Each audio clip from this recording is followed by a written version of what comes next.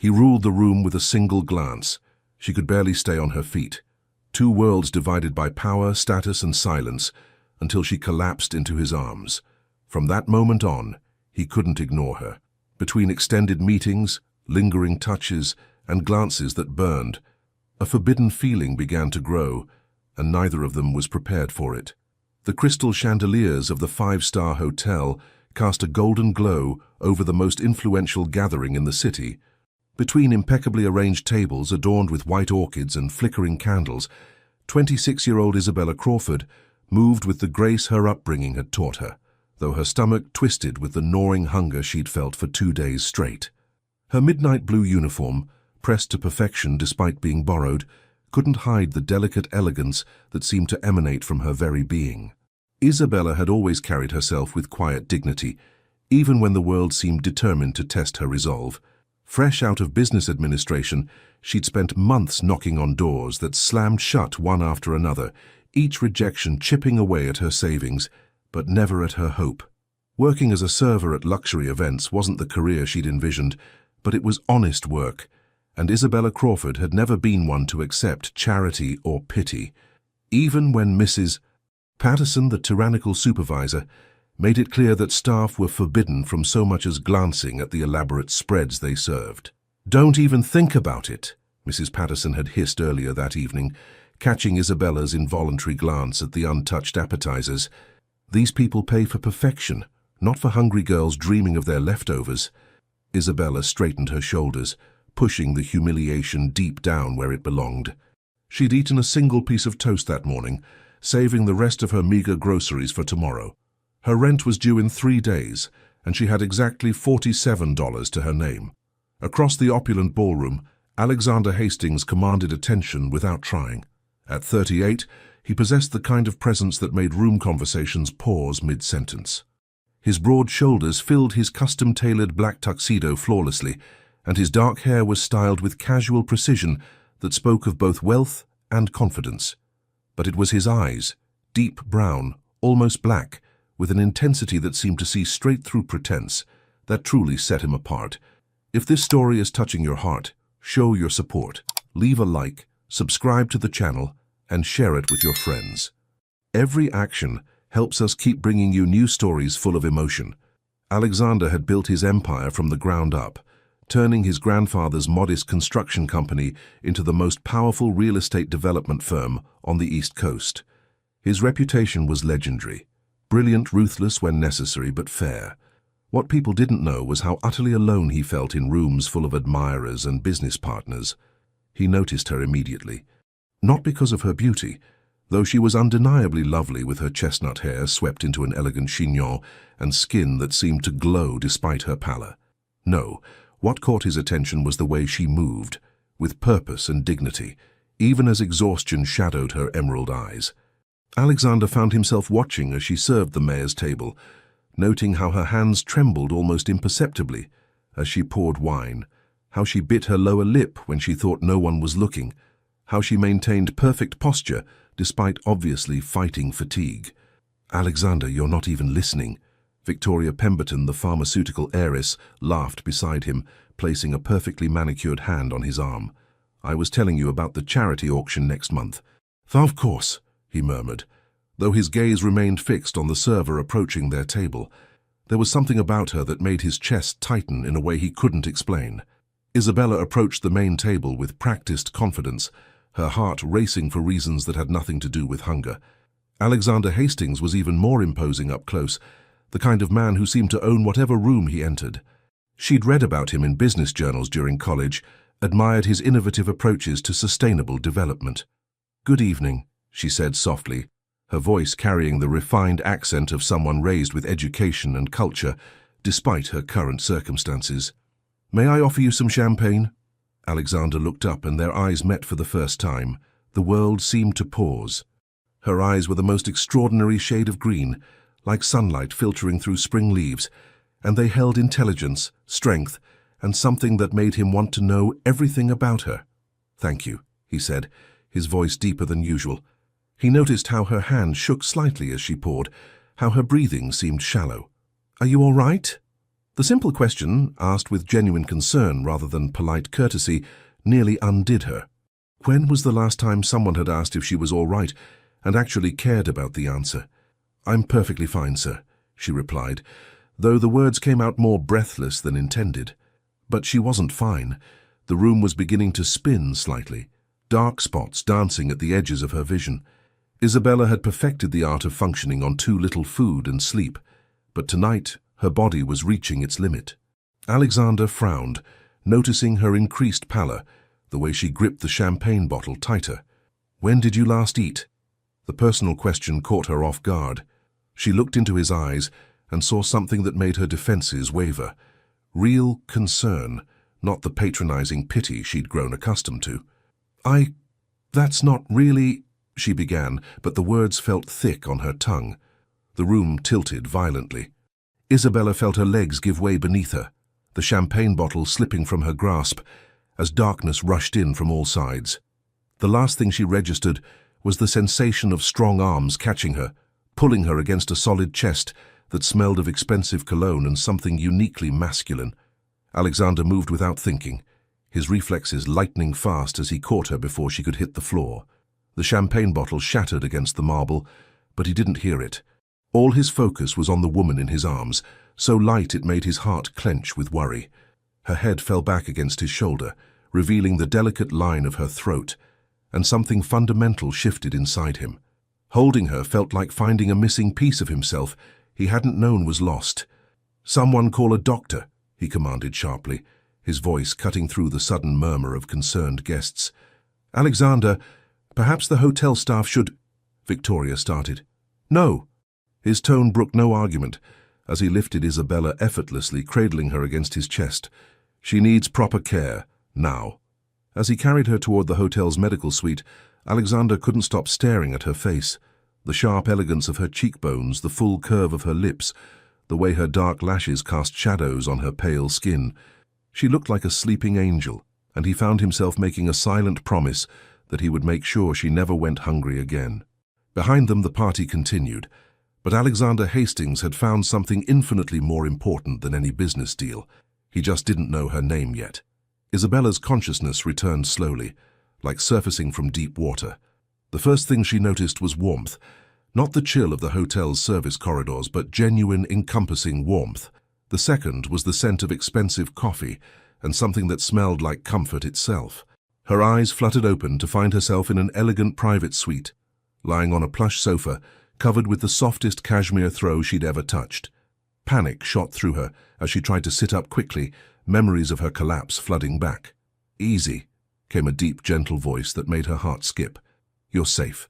Alexander sat in the armchair across from her, having changed from his tuxedo into charcoal slacks and a white button-down shirt with the sleeves rolled up. Somehow he looked even more devastatingly handsome in casual clothes. A doctor was packing up his medical bag nearby. "Miss Crawford has severe exhaustion and dehydration," the doctor was saying to Alexander. "When did she last eat a proper meal?" Isabella's cheeks flamed with embarrassment. "I'm fine, really. I should get back to work." "You're not going anywhere," Alexander said firmly, though his tone remained gentle. "Doctor Morrison, what does she need?" "Rest, proper nutrition, and no stress for at least 24 hours. I'd recommend light foods initially. Her body needs time to adjust." After the doctor left, an uncomfortable silence settled between them. Isabella pulled the throw closer, hyper-aware of Alexander's presence and the fact that they were alone in what was clearly an expensive suite. "I'm mortified," she said quietly, unable to meet his eyes. "This is the most humiliating thing that's ever happened to me." Alexander leaned forward, his expression serious. "When did you last eat?" "I don't see how that's relevant to—" "Isabella." The way he said her name made her look up sharply. "When?" She stared at him in surprise. "How do you know my name?" "Your work badge," he said simply, though he'd actually memorized it after checking her purse for emergency contact information that had revealed far more than just her name. "And you're deflecting." Isabella sighed, her shoulders sagging. "Tuesday. I had toast Tuesday morning." It was Friday night. Alexander's jaw tightened as he processed this information, a rage building in his chest that had nothing to do with her and everything to do with a world that allowed someone like her to go hungry. "Why?" he asked simply. Because I'm between paychecks and my rent is due Monday, she said, with quiet dignity that somehow made her vulnerability even more affecting. I'm not asking for sympathy, Mr. Hastings.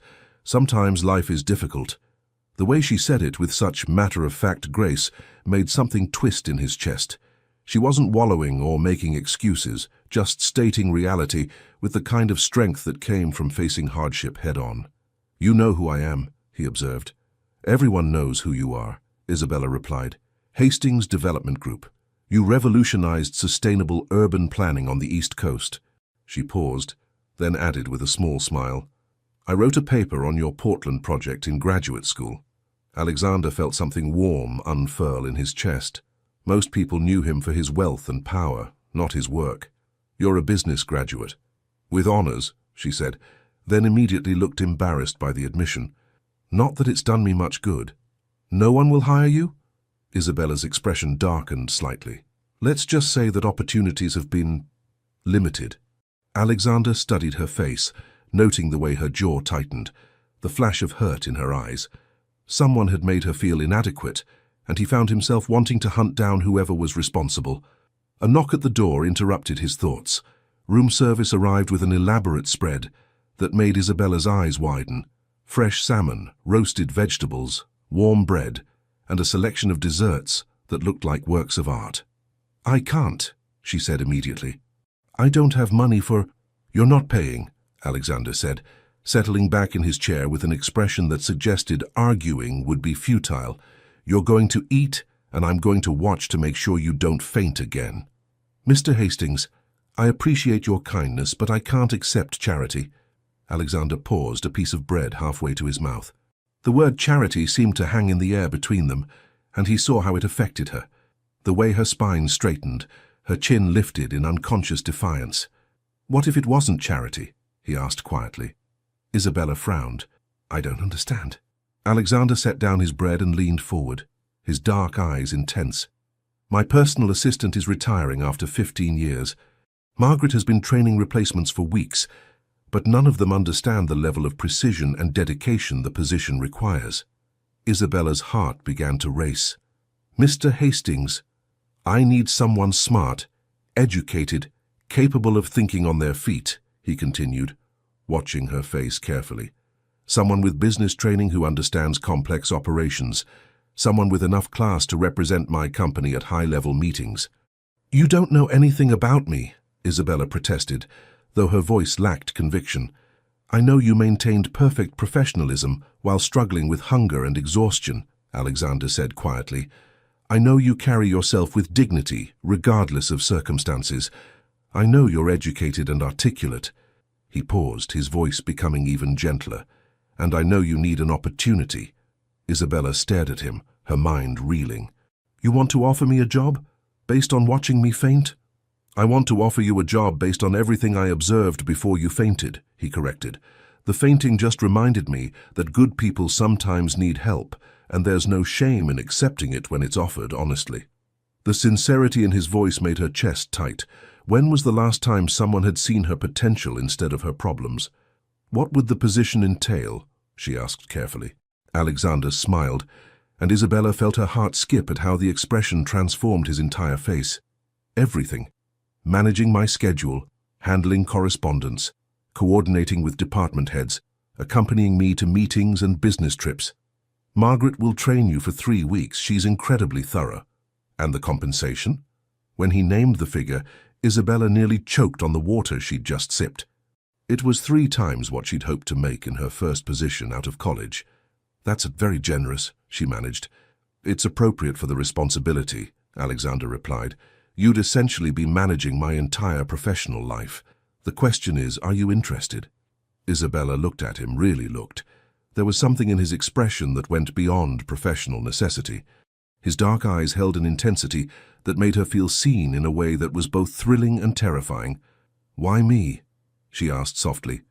Alexander was quiet for a long moment, his gaze never leaving her face. Because when I caught you tonight, something told me you were exactly what I'd been looking for.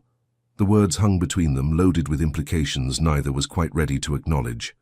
Isabella felt her cheeks warm under his intense stare, and something fluttered in her chest that had nothing to do with hunger or exhaustion. "I accept," she said quietly, then added with a smile that made Alexander's breath catch. "Mr. Hastings." "Alexander," he corrected, his voice rougher than intended. "If you're going to work with me every day, you should probably call me Alexander." As Isabella smiled and nodded, Alexander felt a shift in his world that had nothing to do with business and everything to do with the extraordinary woman sitting across from him, finally eating the meal he'd ordered while her eyes sparkled with hope he'd helped restore. He had no idea that hiring her would change everything he thought he knew about love. Isabella's first morning at Hastings Development Group felt like stepping into a different universe. The 40-story glass tower commanded the Boston skyline, its sleek architecture reflecting Alexander's vision of modern elegance combined with environmental consciousness. Margaret Whitmore, Alexander's retiring assistant, was a silver-haired woman in her early 60s with keen blue eyes and the kind of maternal warmth that made Isabella feel instantly at ease. She greeted Isabella in the executive suite's reception area, a space that was all clean lines and understated luxury. "Don't look so terrified, dear," Margaret said with a knowing smile. "Mr. Hastings might seem intimidating, but he's the most decent man I've ever worked for. He just has very high standards." Isabella smoothed her navy blazer nervously. She'd spent her last $20 on dry cleaning to ensure her one good business suit looked perfect. "What should I know about him?"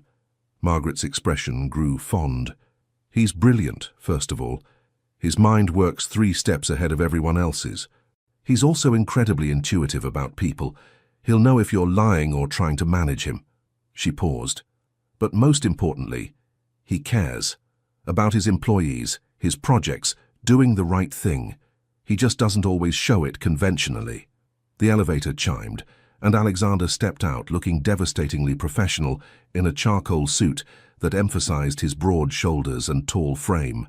His dark hair was perfectly styled, and when his eyes found Isabella, she felt that now familiar flutter in her stomach. "Good morning, Isabella," he said, his voice carrying that warm timbre that made her name sound like music. "Ready to dive into organized chaos?" "Good morning, Mr. Hastings," she replied, then caught his raised eyebrow. "Alexander. And yes, I'm ready." Margaret spent the morning showing Isabella the intricate systems that kept Alexander's world running smoothly. His schedule was a masterpiece of precision, color-coded, with buffer times built in, and detailed notes about each participant's preferences and priorities. "He takes his coffee black, no sugar, and he goes through about 6 cups a day," Margaret explained as they organized the executive kitchen. "But here's the important part. He always asks if you want anything when he gets coffee. Always accept something, even if it's just water. He needs to take care of people. It's how he shows affection." Isabella filed that information away with growing curiosity about the complex man she'd be working for. "He works best with classical music, playing softly," Margaret continued. "Vivaldi when he's doing creative work, Bach when he's analyzing numbers. He has a habit of running his hand through his hair when he's concentrating, which means don't interrupt unless it's urgent." They moved to Alexander's office, a stunning space with floor-to-ceiling windows overlooking Boston Harbor. The decor was masculine but warm, dark wood, leather chairs, and carefully chosen art pieces that spoke of both wealth and taste.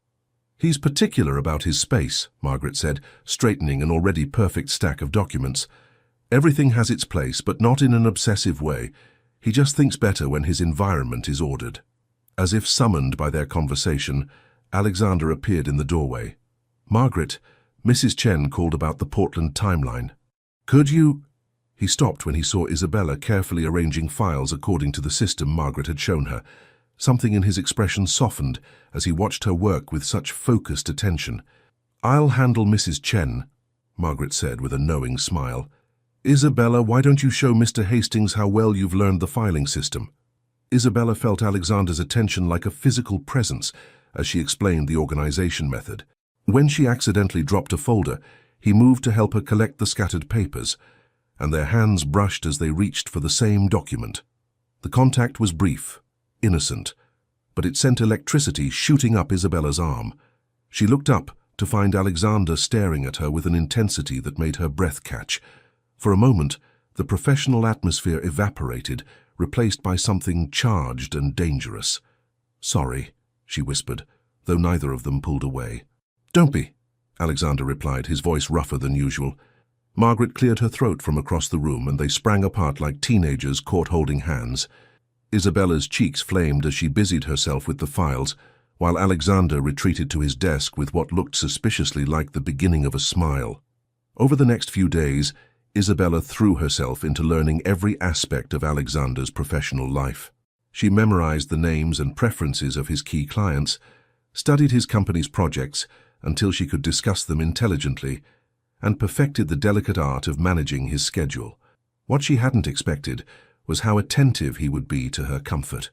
On her second day, she mentioned being hungry, and within minutes Alexander had ordered enough food for 3 people from her favorite restaurant, though she'd never told him what her favorite restaurant was. "How did you know I love Thai food?" she asked, staring at the elaborate spread. Alexander shrugged, though his eyes held a hint of smugness. "Lucky guess." It wasn't until Margaret laughed that Isabella realized the truth. "He asked me to find out," Margaret admitted. "He's been researching you like you're a corporate acquisition." "Margaret," Alexander warned, but there was no real irritation in his voice. "What else have you researched?" Isabella asked, raising an eyebrow. "Just relevant information," Alexander replied evasively, his cheeks slightly flushed. For professional purposes, Isabella found herself smiling despite her embarrassment. There was something endearing about seeing this powerful man reduced to awkward deflection. Their first real test came when Alexander had to handle a crisis call during lunch. A major investor was threatening to pull funding from their latest project due to environmental concerns. Isabella watched as he transformed from the occasionally awkward man who researched her food preferences into the brilliant businessman she'd read about. "Mr. Davidson," Alexander said smoothly into the phone, "I understand your concerns, and I think you'll find our environmental impact study addresses them comprehensively. Isabella, could you pull the Patterson file from my cabinet?" Isabella moved quietly, efficiently locating the file and placing it on his desk without interrupting his flow. She anticipated his needs: water when his voice grew hoarse, a pen when his ran out of ink, relevant documents before he asked for them. When he hung up 20 minutes later, having salvaged the deal, Alexander stared at her with something approaching awe. "You're a natural at this," he said quietly. "I had good teachers," Isabella replied, glancing meaningfully at Margaret, who was beaming proudly from her desk. But Alexander's gaze never wavered from Isabella's face. "No, this is different. You think the way I think. You anticipate problems before they happen." The compliment sent warmth flooding through Isabella's chest. In her previous job searches, she'd been made to feel inadequate, underqualified. Here, with Alexander, she felt capable and valued.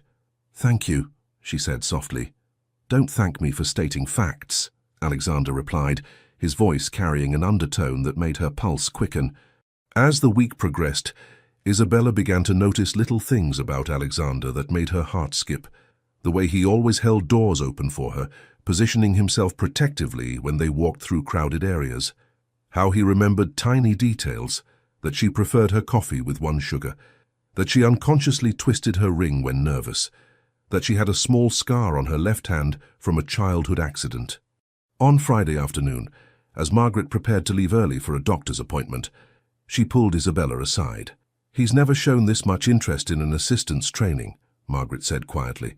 "In 15 years, I've never seen him personally ensure someone was eating properly or ask about their comfort level with temperature settings." Isabella glanced toward Alexander's office, where he was reviewing contracts with his sleeves rolled up and his hair slightly mussed from running his fingers through it. "What are you saying?" Margaret smiled knowingly. "I'm saying that man is halfway to falling in love with you, dear. The question is, what are you going to do about it?" Isabella's heart hammered against her ribs as Margaret's words echoed in her mind. Because the terrifying truth was that she was halfway to falling in love with him too, and she had no idea how to handle the professional implications of that reality. As if sensing her thoughts, Alexander looked up from his desk and smiled at her, a smile that was soft and warm and entirely unprofessional. Isabella smiled back before she could stop herself, and in that moment she realized that Margaret was absolutely right. She was in serious trouble. By the end of Isabella's second week, the chemistry between them had become impossible to ignore. Alexander found himself creating excuses to call her into his office, ostensibly for work, but really just to see her smile. Isabella caught herself stealing glances at him when she thought he wasn't looking, only to discover he was doing the same thing. Margaret, in her final week, watched their dance of attraction with the fond exasperation of someone who had seen everything. "You two are being ridiculous," she announced during their Monday morning briefing. "The sexual tension in here is thick enough to cut with a knife." "Margaret," Isabella gasped, her cheeks flaming. Alexander cleared his throat, looking everywhere except at Isabella. "I think that's a slight exaggeration." "Is it?" Margaret challenged, raising an eyebrow. "Yesterday, I watched you explain the same contract clause 3 times because you kept getting distracted by Isabella's hair. And Isabella, dear, you've reorganized that filing cabinet 4 times this morning for no apparent reason." Both of them fell silent, caught red-handed in their mutual distraction. "Look," Margaret continued more gently, "I'm not blind, and neither is anyone else in this office. You're both adults, you're both single, and frankly, you're perfect for each other. But figure out what you're doing before it affects your work." With that pointed advice, Margaret returned to her desk, leaving Alexander and Isabella staring at each other across his office. "She's right," Alexander said quietly, closing the door behind Margaret. "This is becoming complicated." Isabella's heart hammered as he approached her. "What exactly is this?" Alexander stopped just close enough that she could smell his cologne, see the flecks of gold in his dark eyes. "You know what this is, Isabella." The way he said her name, low and rough with barely contained emotion, made her knees weak. "Alexander, we work together. This isn't appropriate." "No," he agreed, stepping closer until she had to tilt her head back to maintain eye contact. "It's not." But neither of them moved away. The air between them seemed to crackle with electricity, and Isabella found herself studying the curve of his lips, wondering what it would feel like to kiss him. "Isabella," Alexander whispered, his voice strained. "Yes? If you don't stop looking at me like that, I'm going to do something we'll both regret." Isabella swallowed hard, forcing herself to step back and break the spell. We should focus on work." Alexander nodded, though his eyes remained heated. "Work. Right." But focusing on work became increasingly difficult as the week progressed. Their conversations grew longer, more personal. Alexander began sharing stories about building his company, the pressure he'd felt to prove himself after inheriting what others saw as a family business. Isabella found herself opening up about her struggles after graduation, the rejection and self-doubt that had led her to question her worth. "You're brilliant," Alexander said fiercely one evening when she mentioned a particularly cruel interview experience. "Anyone who can't see that doesn't deserve to work with you." The protective anger in his voice made something warm unfurl in Isabella's chest. When was the last time someone had defended her so passionately? "Thank you," she whispered, and the gratitude in her voice made Alexander's expression soften. "I mean it, Isabella, you're extraordinary." They were standing closer again, and Isabella felt the pull between them like a magnetic force. This time, it was Alexander who stepped back with visible effort. "I have a business trip next week," he said abruptly, running a hand through his hair. "Chicago, 3 days. I was thinking, maybe you should come with me. Learn how these out-of-town presentations work." Isabella knew it was a bad idea. 3 days alone with Alexander, sharing hotels and meals, pretending the attraction between them didn't exist. But she also knew it was part of her job, and she wouldn't let her personal feelings compromise her professionalism. "Of course," she said. "I'll make the arrangements." Alexander nodded, though something flickered in his expression. Relief, anticipation, or maybe a mixture of both. "Good. It'll be educational." The following week, Isabella found herself on a private jet for the first time in her life, trying not to gawk at the luxury while maintaining some semblance of professional composure. Alexander had booked them into the Ritz-Carlton, in separate rooms that he'd made sure were on different floors. "Wouldn't want to give the wrong impression," he'd said when explaining the arrangements, though his tone suggested he was trying to convince himself as much as her. Their first meeting was with a group of investors interested in Alexander's latest sustainable housing project. Isabella watched in fascination as he presented his vision, passionate, articulate, completely in his element. When one particularly difficult investor challenged his environmental claims, Isabella smoothly provided the exact statistics he needed from her perfectly organized files. "Excellent presentation," the lead investor said afterward, shaking both their hands. "Ms. Crawford, your preparation was impeccable." In the elevator afterward, Alexander turned to her with an expression of pure admiration. "You were amazing in there." "I just did my job," Isabella replied, though she glowed under his praise. "No, you saved the deal when Peterson tried to blindside me with those carbon emission questions. How did you know to have those numbers ready?" Isabella smiled. "I noticed he'd asked similar questions in his previous meetings with other companies. I always researched the participants beforehand." Alexander stared at her with something approaching awe. "You researched the investors' previous meetings?" "Of course. Knowledge is power, right?" "God, you're incredible," Alexander breathed, and suddenly the elevator felt much smaller. That evening, Alexander insisted on taking her to dinner at the hotel's rooftop restaurant to celebrate their success. Isabella tried to tell herself it was just business, but when she emerged from her room in the one cocktail dress she'd packed, a simple black number that she'd bought on sale years ago, and saw the way Alexander's eyes darkened as he took in her appearance, she knew they'd crossed into dangerous territory. "You look—" Alexander started, then stopped, shaking his head. "Beautiful. You look beautiful." Isabella felt heat creep up her neck. "Thank you. You clean up pretty well yourself." He did. In his navy suit with no tie, the top button of his shirt undone, he looked relaxed and devastatingly handsome. Dinner was supposed to be about discussing their agenda for the next day, but somehow they ended up talking about everything except work. Alexander told her about growing up under the pressure of family expectations, how he'd almost walked away from the business entirely before realizing he could transform it into something meaningful. "What about you?" he asked, leaning forward over the candle-lit table. "What did you dream about becoming when you were little?" Isabella smiled, swirling the wine she'd barely touched. "A teacher, actually. I wanted to help kids learn and grow. Business was my practical choice." "You'd make an amazing teacher," Alexander said softly. "You have this way of explaining things that makes everything clear and interesting." "How would you know that?" "I've watched you with the junior staff. You're patient, encouraging. You bring out the best in people." The sincerity in his voice made Isabella's chest tight with emotion. "Alexander, I know," he said quietly. "This is complicated." They sat in silence for a moment, the weight of unspoken feelings heavy between them. Finally, Alexander signaled for the check. "We should get some rest," he said. "Early morning tomorrow." In the elevator back to their floors, the tension was almost unbearable. When it stopped at Isabella's floor, she hesitated. "Alexander," she said softly, turning to face him. "Don't," he said, but his voice was strained. "Please, Isabella, if you say whatever you're thinking, I won't be able to walk away." Isabella looked into his eyes and saw the same longing she felt reflected there. It would be so easy to close the distance between them, to stop fighting whatever was happening between them. Instead, she stepped out of the elevator with supreme effort. "Good night, Alexander."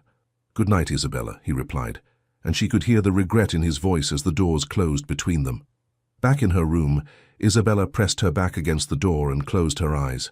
She was falling for her boss, and there was no denying it anymore. The question was, what was she going to do about it? 3 floors up, Alexander stood at his window staring out at the Chicago skyline, thinking the exact same thing. Returning to Boston after Chicago felt like stepping back into a carefully constructed illusion. Both Isabella and Alexander threw themselves into work with renewed determination, as if professional efficiency could somehow neutralize the electric current that seemed to flow between them whenever they were in the same room. It lasted exactly 3 days. On Wednesday morning, Isabella arrived at the office to find her desk adorned with a small white box tied with silver ribbon. Inside was a single piece of New York cheesecake from her favorite bakery, the one she'd mentioned loving during a casual conversation weeks ago. "What's the occasion?" she asked Alexander when he emerged from his office with his first cup of coffee. He paused, looking almost embarrassed. "It's Wednesday." "And? You said you always treated yourself to cheesecake on Wednesdays when you were in college, before—" He gestured vaguely, clearly referring to her financial struggles. Isabella stared at him, her heart doing something complicated in her chest. You remembered that. I remember everything you tell me, Alexander said quietly, then seemed to realize how that sounded. For professional reasons, of course. Of course, Isabella agreed, though her smile suggested she didn't believe him for a second. From that Wednesday forward, cheesecake became their unspoken tradition. Alexander never mentioned it, never made a big production of it. There was simply always a small white box on her desk every Wednesday morning, as if it had materialized there by magic. He's courting you, Margaret observed during her final week, watching Isabella carefully save half of her Wednesday treat for later. Very old-fashioned, very sweet, and very deliberate. It's just cake, Isabella protested weakly. Dear, in 15 years, I never once saw that man remember an employee's favorite anything, let alone buy it for them weekly, Margaret replied with a knowing smile. That's not just cake. That's a man falling in love who doesn't quite know how to say it. Isabella's cheeks warmed. We're colleagues, nothing more. If you say so, Margaret said, but her tone suggested she wasn't fooled. The truth was, the weekly cheesecake was just the beginning. Alexander began finding increasingly creative ways to take care of Isabella, without making it seem like anything more than professional courtesy. When she mentioned feeling cold in the office, the building's temperature was mysteriously adjusted the next day. When she casually mentioned missing her grandmother's garden, a small succulent appeared on her desk the following morning. From the lobby, Alexander explained when she asked. They were just going to throw it out. Isabella was fairly certain the building lobby had never housed succulents, but she didn't call him on the obvious lie. Their professional relationship had evolved into something that resembled an elaborate dance.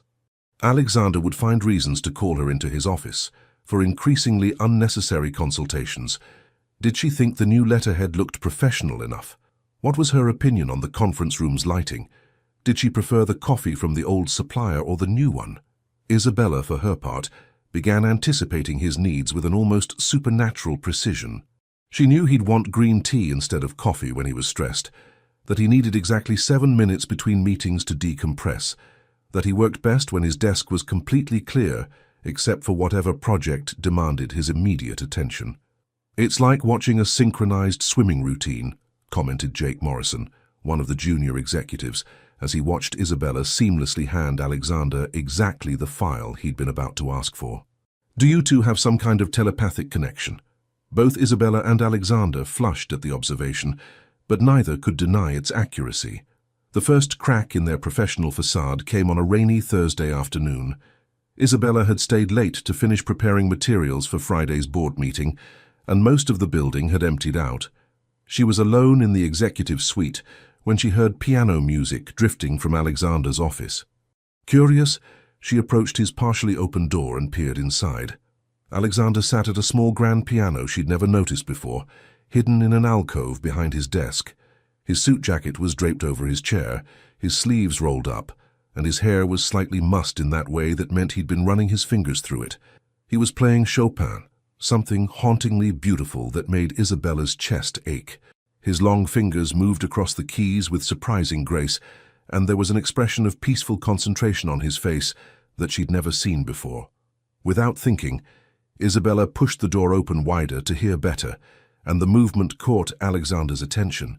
He stopped mid-phrase, looking up with an expression of surprise and something that might have been vulnerability. "I'm sorry," Isabella said quickly. "I didn't mean to interrupt. I just heard the music and—" "It's all right," Alexander said, though he moved to close the piano. "I didn't realize anyone was still here." "Don't stop on my account," Isabella said, stepping fully into the office. "That was beautiful. I had no idea you played." Alexander shrugged, suddenly looking almost shy. "My mother insisted on lessons when I was young. I keep the piano here for stress relief, but I don't usually play when other people are around." "Why not? You're incredibly talented." "It's not very professional," Alexander said, echoing the excuse they'd both been using to maintain distance. Isabella walked closer, her professional resolve crumbling in the face of this unexpected glimpse into Alexander's private world. "What were you playing?" "Chopin, Nocturne in E-flat major." He looked up at her, and something in his expression made her pulse quicken. "It's my favorite piece for when I need to think." "What were you thinking about?" The question slipped out before Isabella could stop it, far too personal for their supposed professional relationship. Alexander was quiet for a long moment, his dark eyes searching her face. "You," he said finally, his voice barely above a whisper. The admission hung in the air between them like a confession. Isabella felt her breath catch, her heart hammering against her ribs. "Alexander." "I know," he said, standing slowly. "I know this is complicated. I know it's not appropriate. I know all the reasons this is a terrible idea." "Then why?" "Because I can't stop," he said simply, moving closer until she could see the flecks of gold in his eyes. "I've tried, Isabella. God knows I've tried. But every morning when you walk into this office, every time you smile at me, every time you anticipate what I need before I ask for it, I fall a little bit more." Isabella's breath hitched. "Alexander, we work together. There are rules, boundaries." "Forget the rules," Alexander said fiercely, reaching up to cup her face with one hand. "Just for a moment. Forget everything, except this." His thumb brushed across her cheekbone, and Isabella felt herself melting into his touch despite every rational thought screaming at her to step away. "This is dangerous," she whispered. "I know," he replied, his face inches from hers now. "But I'm tired of pretending I don't care about you. Tired of pretending this is just professional." Isabella could feel his breath against her lips, could see the way his eyes had darkened with desire. It would be so easy to close the distance between them, to finally give in to the attraction that had been building for weeks. Instead, she placed her hands against his chest and gently pushed back. "Not like this," she said softly. "Not when we're both emotional and alone and not thinking clearly." Alexander closed his eyes, his jaw clenching with the effort of restraint. "You're right," he said finally, stepping back. "You're absolutely right." But as Isabella gathered her things to leave, she could feel his eyes on her, and she knew that something fundamental had shifted between them. They'd acknowledged the attraction, named it, and there was no going back to pretending it didn't exist. The question now was what they were going to do about it. "Isabella," Alexander called just as she reached the door. She turned back, her heart skipping at the intensity in his voice. "This isn't over," he said quietly. "Whatever this is between us, it's not something I'm willing to ignore anymore." Isabella nodded, not trusting her voice to remain steady. As she walked to the elevator, she knew he was right. They'd crossed a line tonight, and there was no pretending they could go back to simple professionalism. The game had changed, and neither of them knew what the rules were anymore. The morning after their confrontation in Alexander's office, Isabella arrived at work determined to restore professional boundaries. She wore her most conservative business suit, pinned her hair in a severe bun, and resolved to interact with Alexander with nothing but cool efficiency. Her resolution lasted exactly until Alexander walked out of his office with that soft smile that was becoming her undoing, carrying 2 cups of coffee, one black for himself, one with a single sugar for her, exactly the way she liked it. "Good morning, Isabella," he said, his voice carrying that warm timbre that made her name sound like a caress. "Good morning, Mr. Hastings," she replied firmly, accepting the coffee but maintaining her professional tone. Alexander's eyebrow quirked at the formal address, but he didn't comment. "We have the Morrison Industries presentation at 2. Have the contracts been finalized?" "Yes, sir. Everything's ready."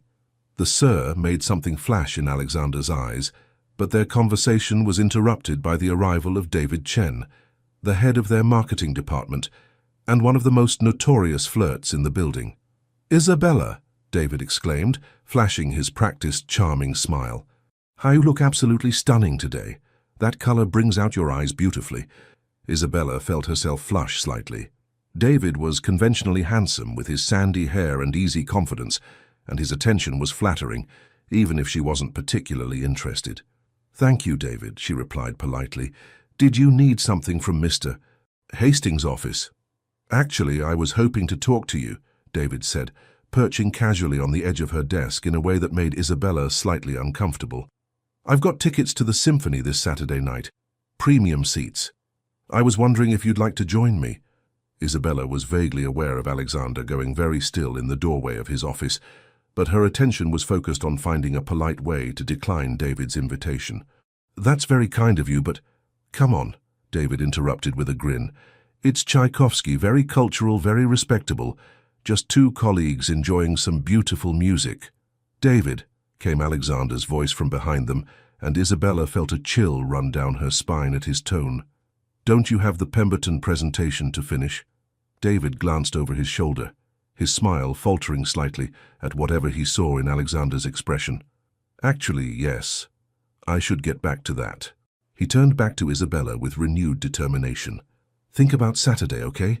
I promise you'll have a wonderful time." After David left, the silence in the office was deafening. Isabella could feel Alexander's presence behind her like a physical force, but she kept her eyes fixed on her computer screen. "The Morrison contracts," Alexander said finally, his voice carefully controlled.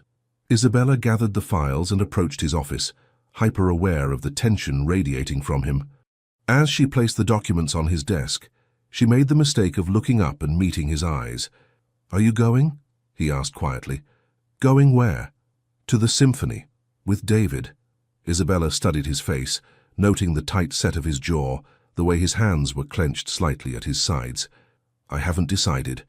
It was a lie. She had no intention of going, but something about Alexander's barely contained possessiveness made her defensive. "He's not right for you," Alexander said bluntly. Isabella raised an eyebrow. "And you know this how?" "Because I know him. David Chen collects women like trophies. He's charming and attentive until he gets what he wants. Then he moves on to the next conquest." "Maybe that's his business," Isabella replied coolly. "And mine." Alexander stepped closer, his eyes darkening. "Is it?" The question hung between them, loaded with implications. Isabella felt her resolve weakening under the intensity of his gaze. "My personal life isn't your concern, Mr. Hastings," she said finally. Something flickered in Alexander's expression, hurt, frustration, or maybe a combination of both. "Of course not," he said quietly. "My apologies for overstepping." The rest of the morning passed in uncomfortable tension. Alexander was perfectly polite but distant, addressing her only about work matters and avoiding any personal conversation. Isabella told herself this was what she wanted, but the cold professionalism felt worse than the confusion of their growing attraction. Their presentation that afternoon was flawless from a business perspective, but Isabella could feel the strain between them affecting their usual seamless collaboration. Where they normally anticipated each other's needs effortlessly, today there were small moments of hesitation, brief pauses that felt awkward. Mr. Morrison noticed. "Everything all right?" he asked after they'd concluded their business. "You two seem a bit off your usual rhythm today."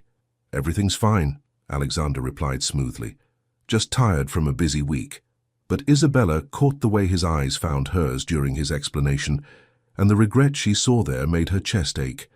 The breaking point came later that evening.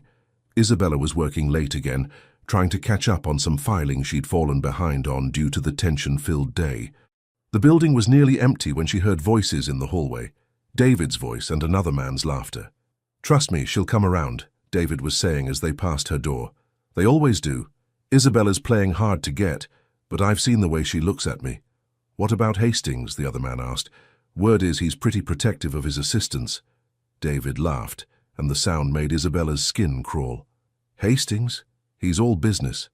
Besides, what's he going to do? She's not his property." Isabella felt her face flame with humiliation and anger. To realize that David saw her as just another conquest was bad enough, but to know that her colleagues were speculating about her relationship with Alexander made her feel sick. She was so focused on the mortifying conversation that she didn't notice Alexander approaching from the other direction until she heard his voice, cold and deadly quiet. "Chen." David spun around, his confident expression faltering when he saw the look in Alexander's eyes. "Alexander, I didn't realize you were still here." "Clearly," Alexander replied, his tone carrying enough ice to freeze the harbor. "I believe you have somewhere else to be." "Actually, I was just somewhere else," Alexander repeated, and this time there was no mistaking the threat in his voice. David's companion had already made himself scarce, and after a moment of tense silence, David followed suit, but not before shooting a resentful look in Isabella's direction that made her stomach turn. Alexander waited until the footsteps faded before turning to Isabella, who had emerged from her office during the confrontation. "Are you all right?" he asked, his voice gentle now, though she could see the anger still burning in his eyes. "I'm fine," Isabella said, though her voice shook slightly. You didn't have to do that. Yes, I did, Alexander replied firmly. No one talks about you that way. Not in my building, not anywhere.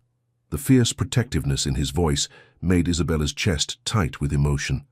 Alexander, I know you're angry with me about this morning, he said, stepping closer, and maybe you have every right to be.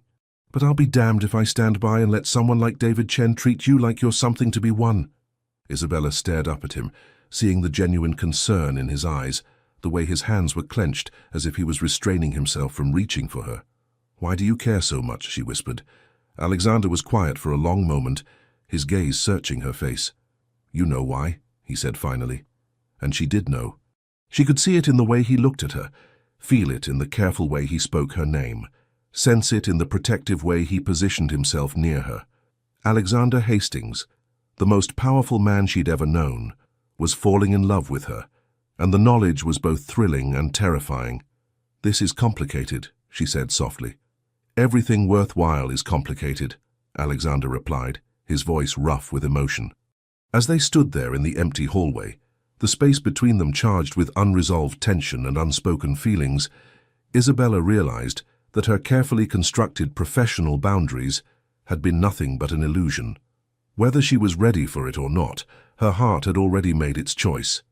The next morning brought an unexpected challenge in the form of Sophia Blackwell, a stunning brunette with the kind of effortless elegance that graced magazine covers.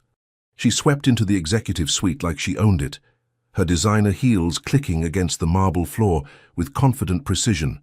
"Alexander, darling," she exclaimed, bypassing Isabella's desk entirely to knock on his office door.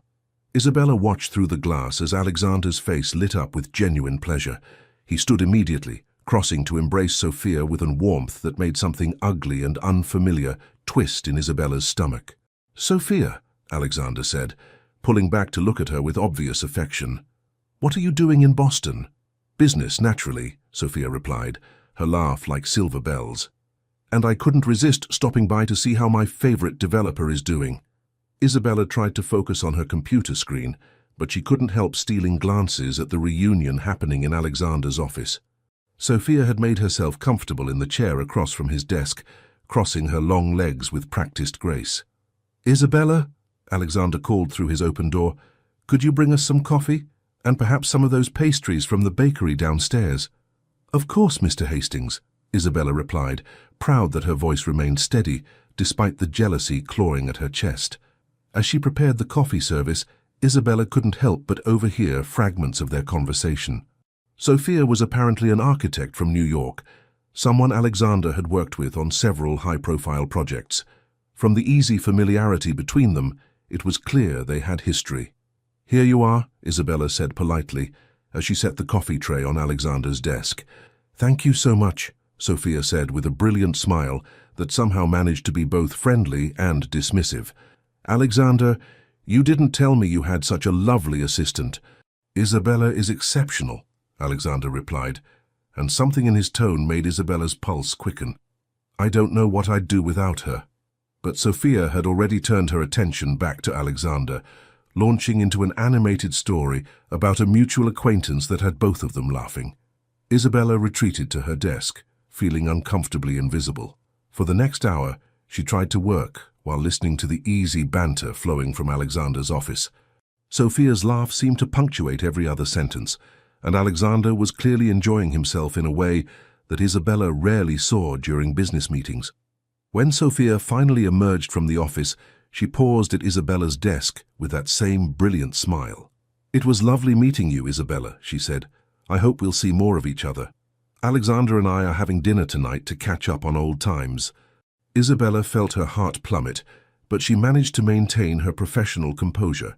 "How nice for you both." After Sophia left, Alexander lingered in his doorway, his expression unreadable as he watched Isabella determinedly focus on her computer screen. "Sophia's an old friend," he said quietly. "It's none of my business," Isabella replied without looking up. "Isn't it?" The question made Isabella's fingers still on the keyboard, but she didn't respond. Alexander stood there for another moment, before retreating to his office with what sounded suspiciously like a frustrated sigh. The rest of the day passed in tense politeness. Isabella was perfectly professional. anticipating Alexander's needs with her usual efficiency, but the easy warmth that had been developing between them was gone. When 5 o'clock arrived, she gathered her things with obvious relief. "Have a lovely dinner," she said coolly, as she prepared to leave. Alexander looked up from his desk, his expression pained. "Isabella!" "Good night, Mr. Hastings," she said firmly, not giving him a chance to finish whatever explanation he'd been planning. At home in her small apartment, Isabella tried to distract herself with a book and a cup of tea, but her mind kept wandering to images of Alexander and Sophia together at some intimate restaurant, sharing stories and laughter that didn't include her. Which was ridiculous, she told herself firmly. Alexander was her boss, nothing more. He had every right to have dinner with beautiful architects from his past. The fact that it made her feel like her heart was being squeezed in a vice was her problem, not his. She was so lost in her brooding that she almost missed the knock at her door. When she opened it, she found Alexander standing in her hallway, looking uncharacteristically nervous and holding a white bag that smelled like Chinese takeout. "What are you doing here?" she asked, her heart hammering against her ribs. "You didn't eat dinner," Alexander said simply. "You never skip meals anymore, but you left work early and you looked upset, and I thought—" He ran a hand through his hair in that gesture she'd come to love. "I brought mooshu pork from that place you mentioned liking." Isabella stared at him, speechless. "Your dinner with Sophia was cancelled," Alexander said, meeting her eyes directly. "I told her I had more important things to do. More important than catching up with an old friend." Alexander stepped closer, his expression serious. "Much more important than pretending I wanted to spend an evening thinking about anyone but you." Isabella felt her carefully constructed walls crumbling. "Alexander, you can't just show up at my apartment." "Can't I?" he challenged gently. "Because I'm here and you look like you haven't eaten. And I happen to know that mooshu pork is your comfort food when you're upset." Despite herself, Isabella felt a smile tugging at her lips. "How do you know that?" "Because I pay attention to everything about you," Alexander replied simply. "It's becoming a serious problem." Isabella hesitated, torn between self-preservation and the overwhelming relief she felt at seeing him on her doorstep instead of at dinner with the gorgeous Sophia. "This is a bad idea," she said weakly. "Probably," Alexander agreed. "But I'm tired of good ideas. They're incredibly overrated." Against her better judgment, Isabella stepped aside to let him in. Her apartment was modest but warm, decorated with books and small plants that spoke of someone who created coziness on a limited budget. "I like your place," Alexander said, looking around with genuine interest. "It feels like you." "Small and economical?" Isabella asked with self-deprecating humor. "Warm and genuine," Alexander corrected, setting the takeout on her small dining table. "Beautiful without trying to impress anyone." The compliment made Isabella's cheeks warm. As they unpacked the food, she tried to maintain some emotional distance, but Alexander seemed determined to demolish every barrier she attempted to erect. "You were jealous today," he observed casually as he served her a portion of mooshu pork. Isabella nearly choked on her tea. "I was not jealous. You reorganized your filing cabinet 3 times, you used Mr. Hastings consistently for the first time in weeks, and you practically sprinted out of the office at 5 o'clock, Alexander said with amusement. "If that's not jealousy, you have some very interesting work habits." "Maybe I just wanted to be thorough with my filing," Isabella protested weakly. Alexander's smile was knowing and entirely too attractive. "Isabella, you've been thorough since your first day. Today you were avoiding looking at my office because you didn't want to think about me having dinner with another woman." The accuracy of his observation made Isabella's cheeks flame. "You're very sure of yourself." "About this?" "Yes," Alexander said seriously, "because I felt the same way when David Chen asked you to the symphony. I wanted to throw him out of my office window." Isabella looked up sharply. "Really?" "Really," Alexander confirmed. "Jealousy is apparently a new experience for me, and I'm discovering I don't handle it well." They ate in companionable silence for a few minutes before Isabella worked up the courage to ask the question that had been torturing her all day. "Sophia seems lovely," she said carefully. "She is," Alexander agreed. "We dated briefly about 3 years ago." Isabella's fork paused halfway to her mouth. "Oh, it didn't work out," Alexander continued, his eyes fixed on her face. Great on paper, no real chemistry. She's a wonderful person and a brilliant architect, but? Alexander set down his fork and looked at her directly. But she's not you. The simple statement hung in the air between them, loaded with implications that made Isabella's pulse race. "Alexander," she whispered. "I know this is complicated," he said softly. "I know there are rules and boundaries and professional considerations. But sitting in my office today, listening to you be politely distant while I tried to figure out how to fix whatever I'd done wrong, made me realize something." "What?" Alexander reached across the small table to cover her hand with his. "I'm falling in love with you, Isabella. Maybe I've already fallen, and pretending otherwise isn't protecting either of us. It's just making us both miserable." Isabella stared at their joined hands, her heart racing. "This could ruin everything.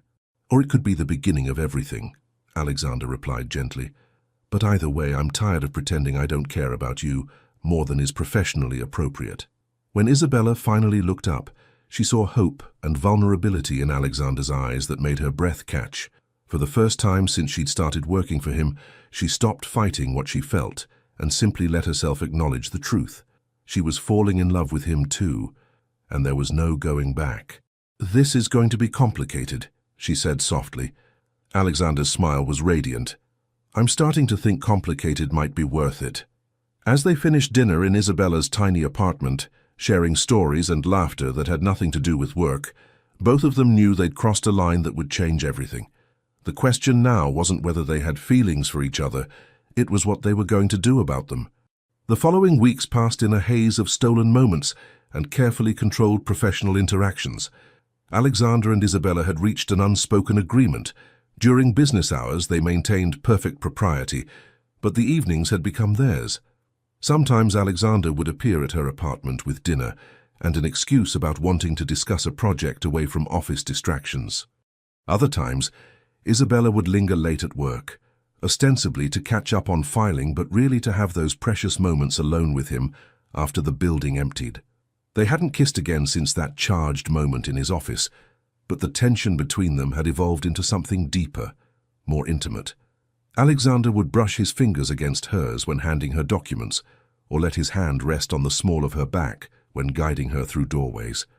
Isabella found herself unconsciously touching his arm during conversations, or lingering in his office longer than necessary, drawn by the warmth in his eyes when he looked at her. Their colleagues had begun to notice the subtle shift in their dynamic, but attributed it to Isabella's growing confidence in her role. What they didn't see were the private smiles, the way Alexander's voice softened when he said her name, or how Isabella seemed to glow whenever he praised her work. It was perfect, and that should have been Isabella's first warning that something was bound to go wrong. The discovery came by accident on a Tuesday afternoon. Isabella was organizing Alexander's correspondence when she knocked over a stack of files, sending papers scattering across his office floor. As she gathered them up, her attention was caught by a letterhead she recognized. Morrison Industries, one of the most prestigious consulting firms in the city. The letter was addressed to Alexander, dated 3 weeks earlier, and as Isabella read the first paragraph, her blood turned to ice.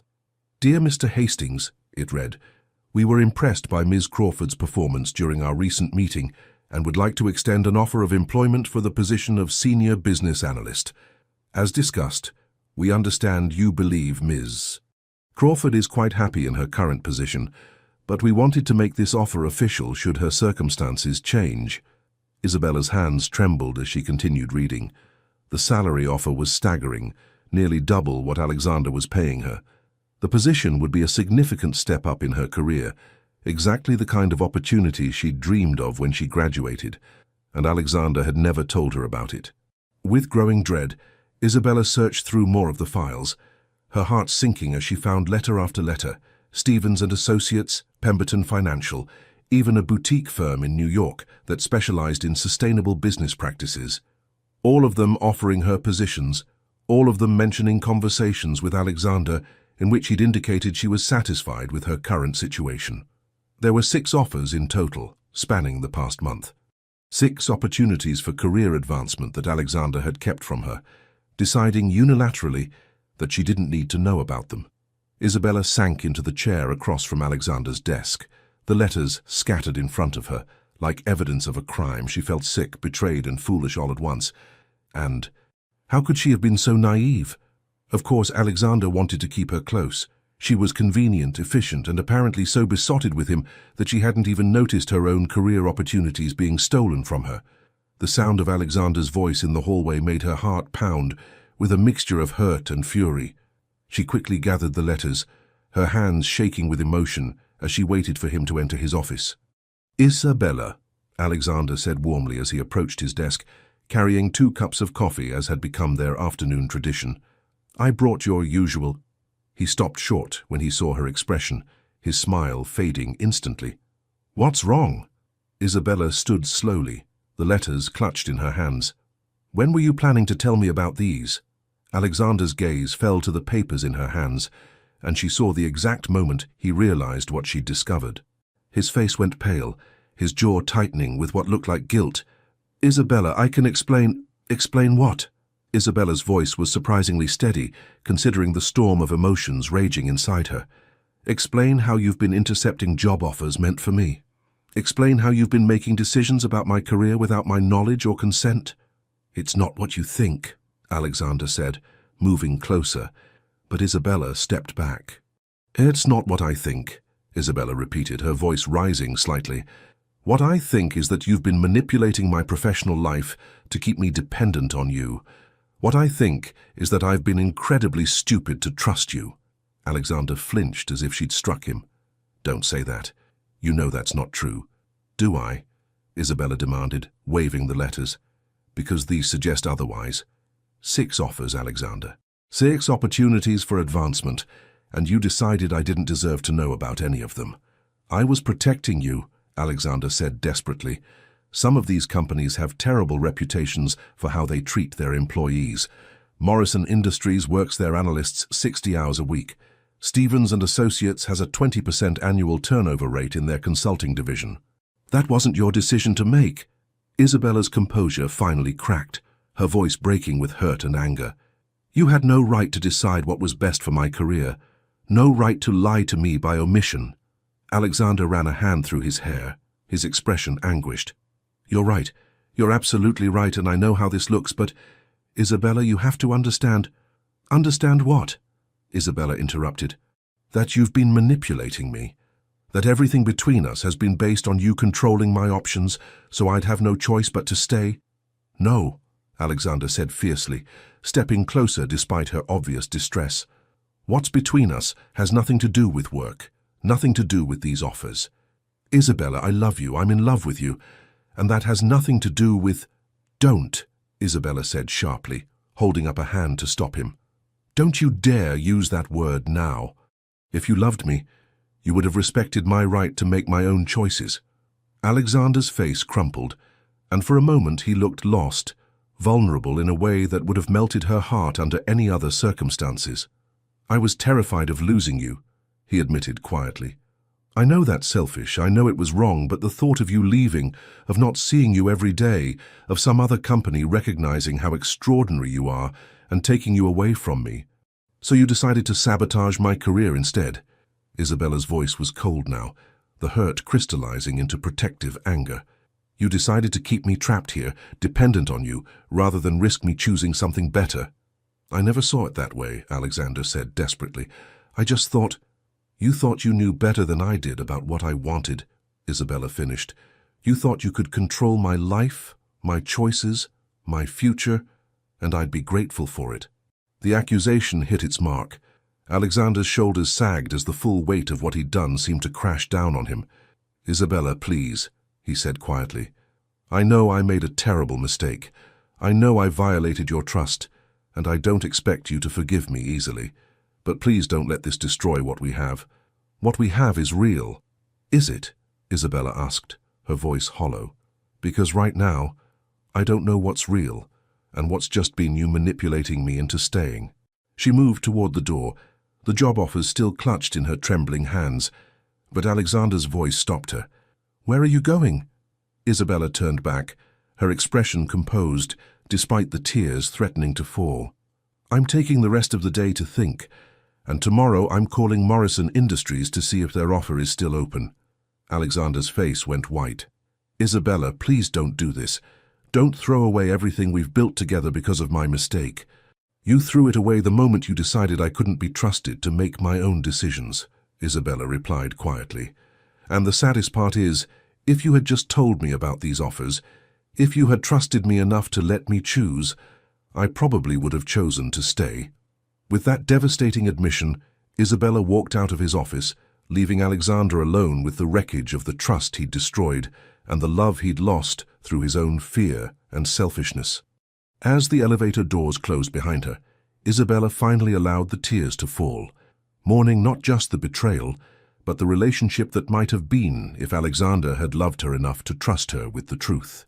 Isabella spent the night staring at the ceiling of her apartment, the Morrison Industries offer letter on her nightstand, serving as a constant reminder of Alexander's betrayal. By morning, she'd made her decision. She would return to work, maintain professional courtesy for however long it took to transition, and then accept one of the positions that Alexander had tried to keep from her. She dressed with extra care, choosing her most professional suit and styling her hair in a severe chignon that made her look older, more authoritative. If she was going to face Alexander after their devastating confrontation, she would do it with armor firmly in place. Isabella arrived at the office early, hoping to avoid the awkward moment of their first encounter, but Alexander was already there. Through his glass office walls, she could see him at his desk, looking haggard and rumpled as if he'd slept in his clothes, if he'd slept at all. When their eyes met across the reception area, the pain in his expression was so raw that Isabella had to look away. She settled at her desk and began her morning routine with mechanical precision, determined to get through the day with her dignity intact. "Isabella?" Alexander's voice was hoarse as he approached her desk. "Please, can we talk?" "I think we said everything that needed saying yesterday," Isabella replied without looking up from her computer. "No, we didn't," Alexander said quietly. "I didn't get to tell you how sorry I am. I didn't get to explain that I know what I did was unforgivable, but that I'm willing to do whatever it takes to earn your trust back." Isabella finally looked up, her expression carefully neutral. "There's nothing to explain, Mr. Hastings. You made a business decision to protect your investment, I understand." The formal address and cold tone made Alexander flinch. "Don't call me that. Don't pretend what we had was just business." "Wasn't it?" Isabella asked, her voice steady despite the pain in her chest. "Because from where I'm sitting, it looks like you were just protecting your assets." Before Alexander could respond, the elevator chimed, and several members of the senior staff emerged, including Victoria Patterson, the head of human resources. Victoria was a sharp-featured woman in her 50s who'd always regarded Isabella with barely concealed resentment, as if personally offended by her rapid rise to such a coveted position. "Morning meeting in 10 minutes, Victoria announced to the group. "We have the Pemberton investors coming in this afternoon, and I want to review the presentation materials." Isabella gathered the relevant files efficiently, grateful for the distraction. The meeting was being held in the main conference room, and as the senior staff settled around the polished table, Isabella took her usual seat at the side, ready to provide support and documentation as needed. The presentation review was proceeding normally, until one of the investors made a comment about the thoroughness of the financial projections. Victoria seized on the moment with the predatory instinct of someone who'd been waiting for an opportunity. "I have to say," Victoria interjected with a thin smile, "I'm always amazed at how thorough our presentations have become since we hired certain new staff members. It's fascinating how quickly someone can advance in this company when they have the right connections." The implication was clear, and Isabella felt heat flood her cheeks as several people glanced in her direction. Alexander went very still beside her. "What exactly are you suggesting, Victoria?" asked James Morrison from the marketing department. Victoria's smile turned calculating. "Oh, nothing inappropriate, of course. I'm just observing that some people seem to have a natural talent for getting close to decision-makers. It's quite impressive, really, how Miss Crawford has managed to make herself so indispensable in such a short time." The malicious emphasis on indispensable made Isabella's stomach churn. She could feel the weight of everyone's attention, could practically hear the gears turning as they processed Victoria's insinuation. "The quality of our presentations has improved because Miss Crawford is exceptionally skilled at her job," Alexander said. his voice carefully controlled. Of course, Victoria agreed with false sweetness, though I have to wonder if her skills extend beyond the professional realm. After all, it's quite remarkable how someone with no prior experience in executive assistance could master such a complex role so quickly, unless, of course, she had additional motivation to please her supervisor. The room fell dead silent. Isabella felt her face burning with humiliation as Victoria's words hung in the air like poison. Several of the men shifted uncomfortably in their seats, while others watched with the avid interest of people witnessing a particularly nasty piece of gossip unfold. "Victoria," Alexander's voice carried a warning that would have made a wiser person retreat. But Victoria, emboldened by what she clearly saw as an opportunity to destroy Isabella's reputation, pressed on. "I'm simply saying that when someone rises so quickly through the ranks, especially someone so attractive, working so closely with a single man, well, people talk. And what they're saying is that Ms. Crawford's true talents lie in areas that have nothing to do with business administration." The crude implication hit Isabella like a physical blow. She sat frozen in her chair, watching her professional reputation being shredded in front of the company's senior leadership, feeling powerless to defend herself without making things worse. It was then that Alexander rose to his feet with a controlled fury that made everyone in the room take notice. When he spoke, his voice was quiet, but it carried the kind of deadly calm that preceded an explosion. "Victoria," he said, and there was something in his tone that made the temperature in the room seem to drop 10 degrees. "You're fired." Victoria's triumphant expression faltered. "Excuse me?" "You heard me," Alexander continued, his dark eyes blazing with a cold fire that Isabella had never seen before. "Clean out your office and be off the premises within the hour. Security will escort you out. You can't fire me for expressing legitimate concerns about... I can fire you for harassment, for creating a hostile work environment, and for making baseless accusations that constitute slander." Alexander cut her off sharply. "And if you say one more word about Ms. Crawford, I'll make sure every HR department in Boston knows exactly why you were terminated." Victoria went pale. "Alexander, you can't be serious. Over some assistant..." "That assistant," Alexander said, his voice rising slightly for the first time, "is the most competent professional I've ever worked with. She has a business degree with honors. She's increased the efficiency of this department by 30%, and she's earned every bit of respect she receives through her intelligence, dedication, and integrity." He paused, his gaze sweeping the room to make sure every person present was paying attention. "Furthermore," he continued, his voice carrying absolute authority, "anyone who questions Ms. Crawford's qualifications or suggests that her position here is based on anything other than her exceptional abilities can join Victoria in the unemployment line. This company succeeds because we value talent and merit, not because we tolerate small-minded bigotry from people who are threatened by competence." The silence that followed was deafening. Victoria sat frozen in her chair, apparently unable to believe that her attempt to destroy Isabella had backfired so spectacularly. "James," Alexander said, turning to the head of security who'd appeared in the doorway, apparently summoned during the confrontation. "Please escort Miss Patterson to her office to collect her personal belongings, then see her out of the building." As Victoria was led away, still sputtering protests, Alexander turned back to the remaining staff members. "This meeting is over," he said firmly. "We'll reconvene this afternoon before the investor presentation, and I expect everyone's focus to be on business, not gossip." The room cleared quickly, leaving Alexander and Isabella alone. Isabella sat motionless in her chair, staring at the table where her reputation had been attacked and defended in the span of minutes. "Isabella," Alexander said softly, moving to the chair beside her. "You didn't have to do that," she whispered, her voice barely audible. "Yes, I did," Alexander replied fiercely. "I absolutely did. No one talks about you that way. No one questions your integrity or implies that you're anything less than extraordinary." Isabella looked up at him, seeing the protective fury still burning in his eyes, the way his hands were clenched, as if he was still restraining himself from going after Victoria. "You put your reputation on the line for me," she said quietly. "My reputation?" Alexander laughed, but there was no humor in it. "Isabella, my reputation is worth nothing compared to your dignity. I'd burn this entire company to the ground before I'd let someone humiliate you like that." The fierce protectiveness in his voice made Isabella's chest tight with emotion. Despite everything that had happened between them, despite the betrayal and the hurt, Alexander had just sacrificed his own political standing to defend her honor. "Why?" she asked simply. Alexander looked at her for a long moment, his expression raw with emotion. "Because I love you," he said quietly. "Because you're the most important thing in my life, and I'll be damned if I let anyone make you feel like you're anything less than incredible." Isabella felt tears prick her eyes as the sincerity in his voice washed over her.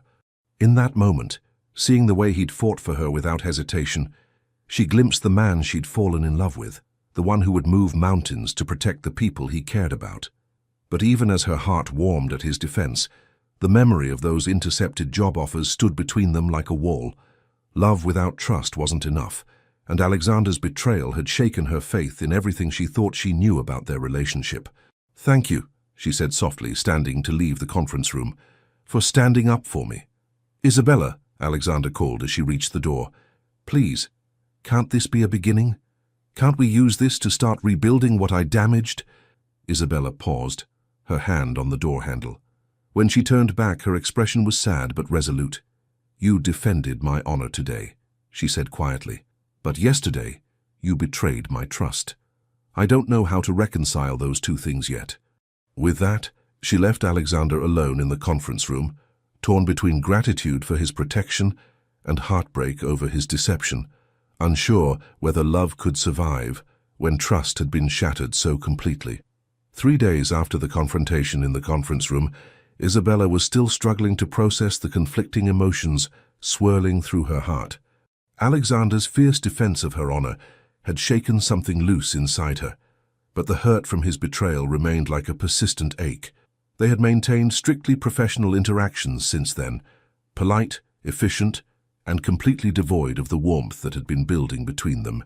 Alexander respected her boundaries, but Isabella could feel his eyes on her whenever he thought she wasn't looking, could see the regret and longing in his expression. It was Friday evening, and Isabella was finishing up some late filing when she heard it, the hauntingly beautiful sound of piano music drifting from Alexander's office. She recognized the piece immediately, Chopin's Nocturne in E-flat major, the same piece he'd been playing the night they'd almost kissed. Against her better judgment, Isabella found herself drawn toward his office. The door was slightly ajar, and through the gap she could see Alexander at his piano, his suit jacket discarded, his white shirt sleeves rolled up.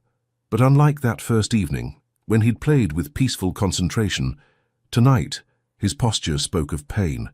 His shoulders were tense, his dark hair disheveled as if he'd been running his fingers through it. The music itself was different too, still technically perfect, but infused with a melancholy that made Isabella's chest ache.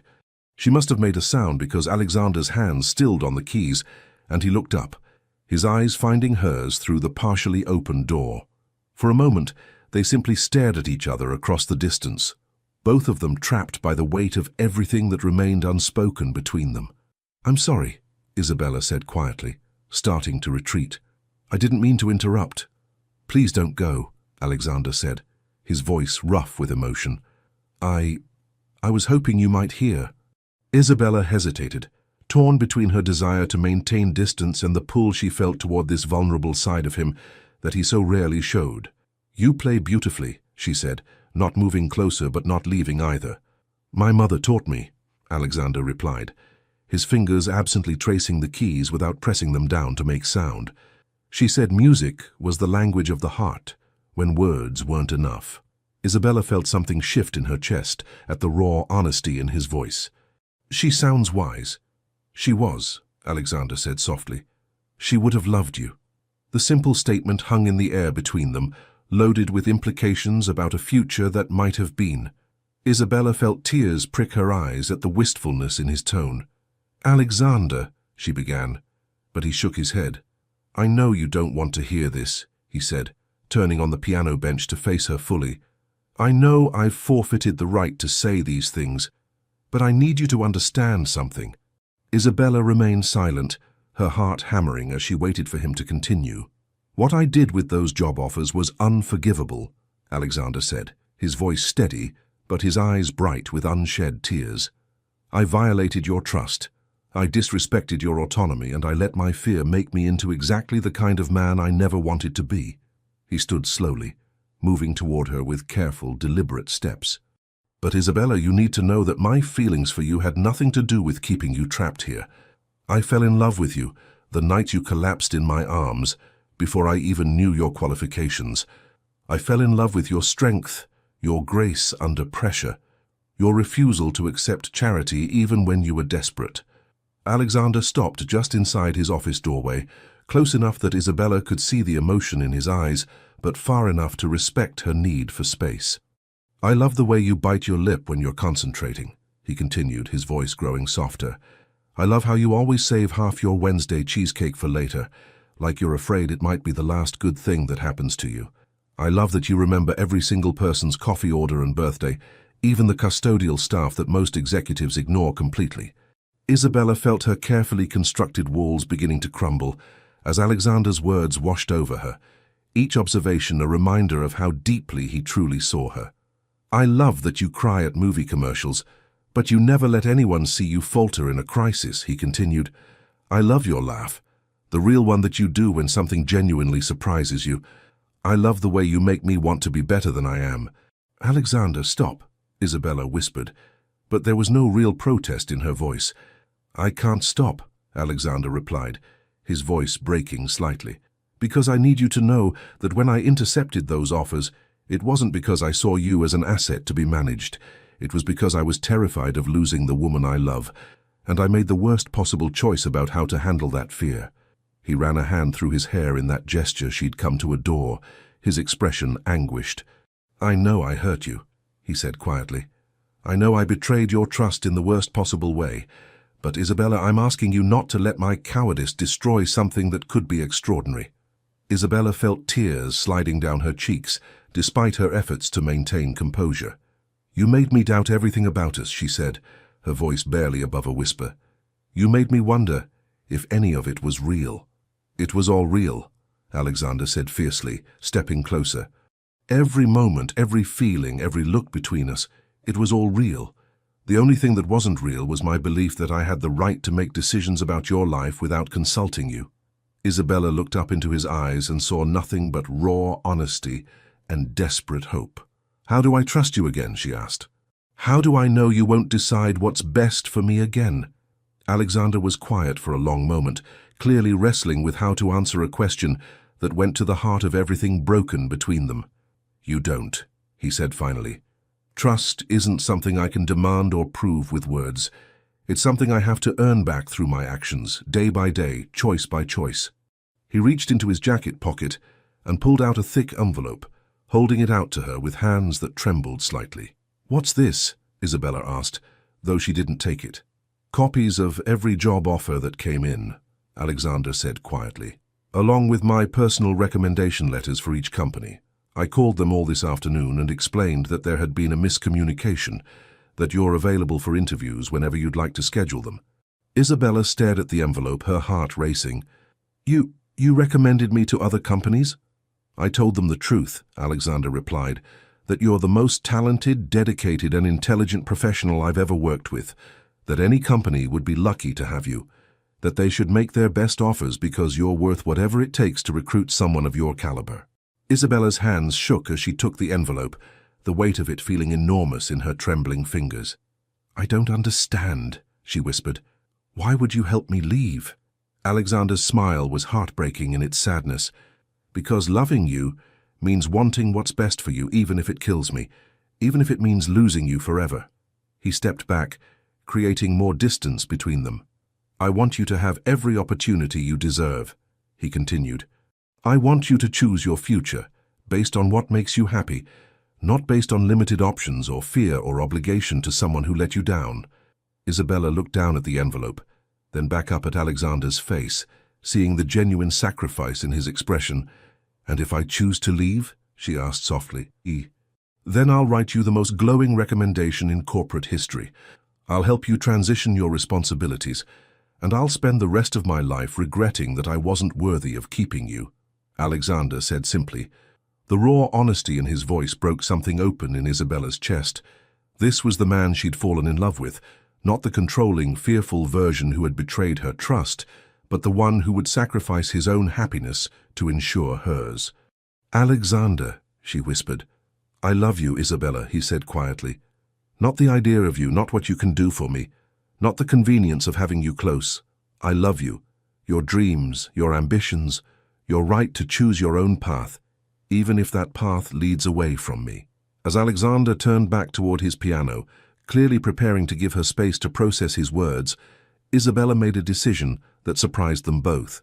"Play for me," she said softly. Alexander turned back, hope flickering in his eyes. "What?" "The nocturne," Isabella said, moving further into his office. "Play it for me. The way you did before, when it was just music and not an apology." Alexander studied her face for a moment, then nodded and returned to the piano bench. This time, when he began to play, the music was different. Still beautiful, still technically perfect, but infused with something that sounded like hope. As the melody filled the office, Isabella closed her eyes and let herself remember why she'd fallen in love with him in the first place. Not because he was powerful or successful, but because he was capable of this kind of beauty, this kind of vulnerability, this kind of love that put her happiness above his own. The question now was whether love could be enough to rebuild what fear had destroyed. Isabella spent the weekend in her apartment, staring at the envelope Alexander had given her and wrestling with the most important decision of her life. The job offers were spread across her small dining table, like cards in a high-stakes game, each one representing a different future, a different path away from the man who had both betrayed and defended her. Morrison Industries was offering the senior analyst position with a corner office and a salary that would change her life. Stevens and Associates had sweetened their original offer after Alexander's recommendation, promising fast-track partnership potential. The boutique firm in New York was offering creative freedom and the chance to work on cutting-edge sustainable projects. Any one of these positions would be a dream come true for someone in her situation. They represented everything she'd worked for, everything she'd hoped to achieve when she'd graduated with honors, and faced a world that seemed determined to overlook her potential. So why couldn't she bring herself to pick up the phone and accept any of them? Isabella walked to her window, looking out at the Boston skyline dominated by the gleaming tower that housed Hastings Development Group. Somewhere in that building, Alexander was probably working late as usual, probably torturing himself with regret and loss. She thought about Friday evening, about the way he'd played for her with such vulnerable beauty, about his willingness to help her leave, even though it would destroy him. That gesture had shaken something fundamental in her understanding of who Alexander really was. The man who had intercepted her job offers was acting out of fear and control. But the man who had helped her recover them, who had written glowing recommendations to his competitors, who was willing to lose her rather than keep her trapped, that man loved her in the truest sense of the word. Isabella's phone buzzed with a text from her college roommate Sarah, who was visiting Boston for the weekend. "Coffee tomorrow? I want to hear about this mysterious boss you've been gushing about." Isabella smiled, despite her emotional turmoil.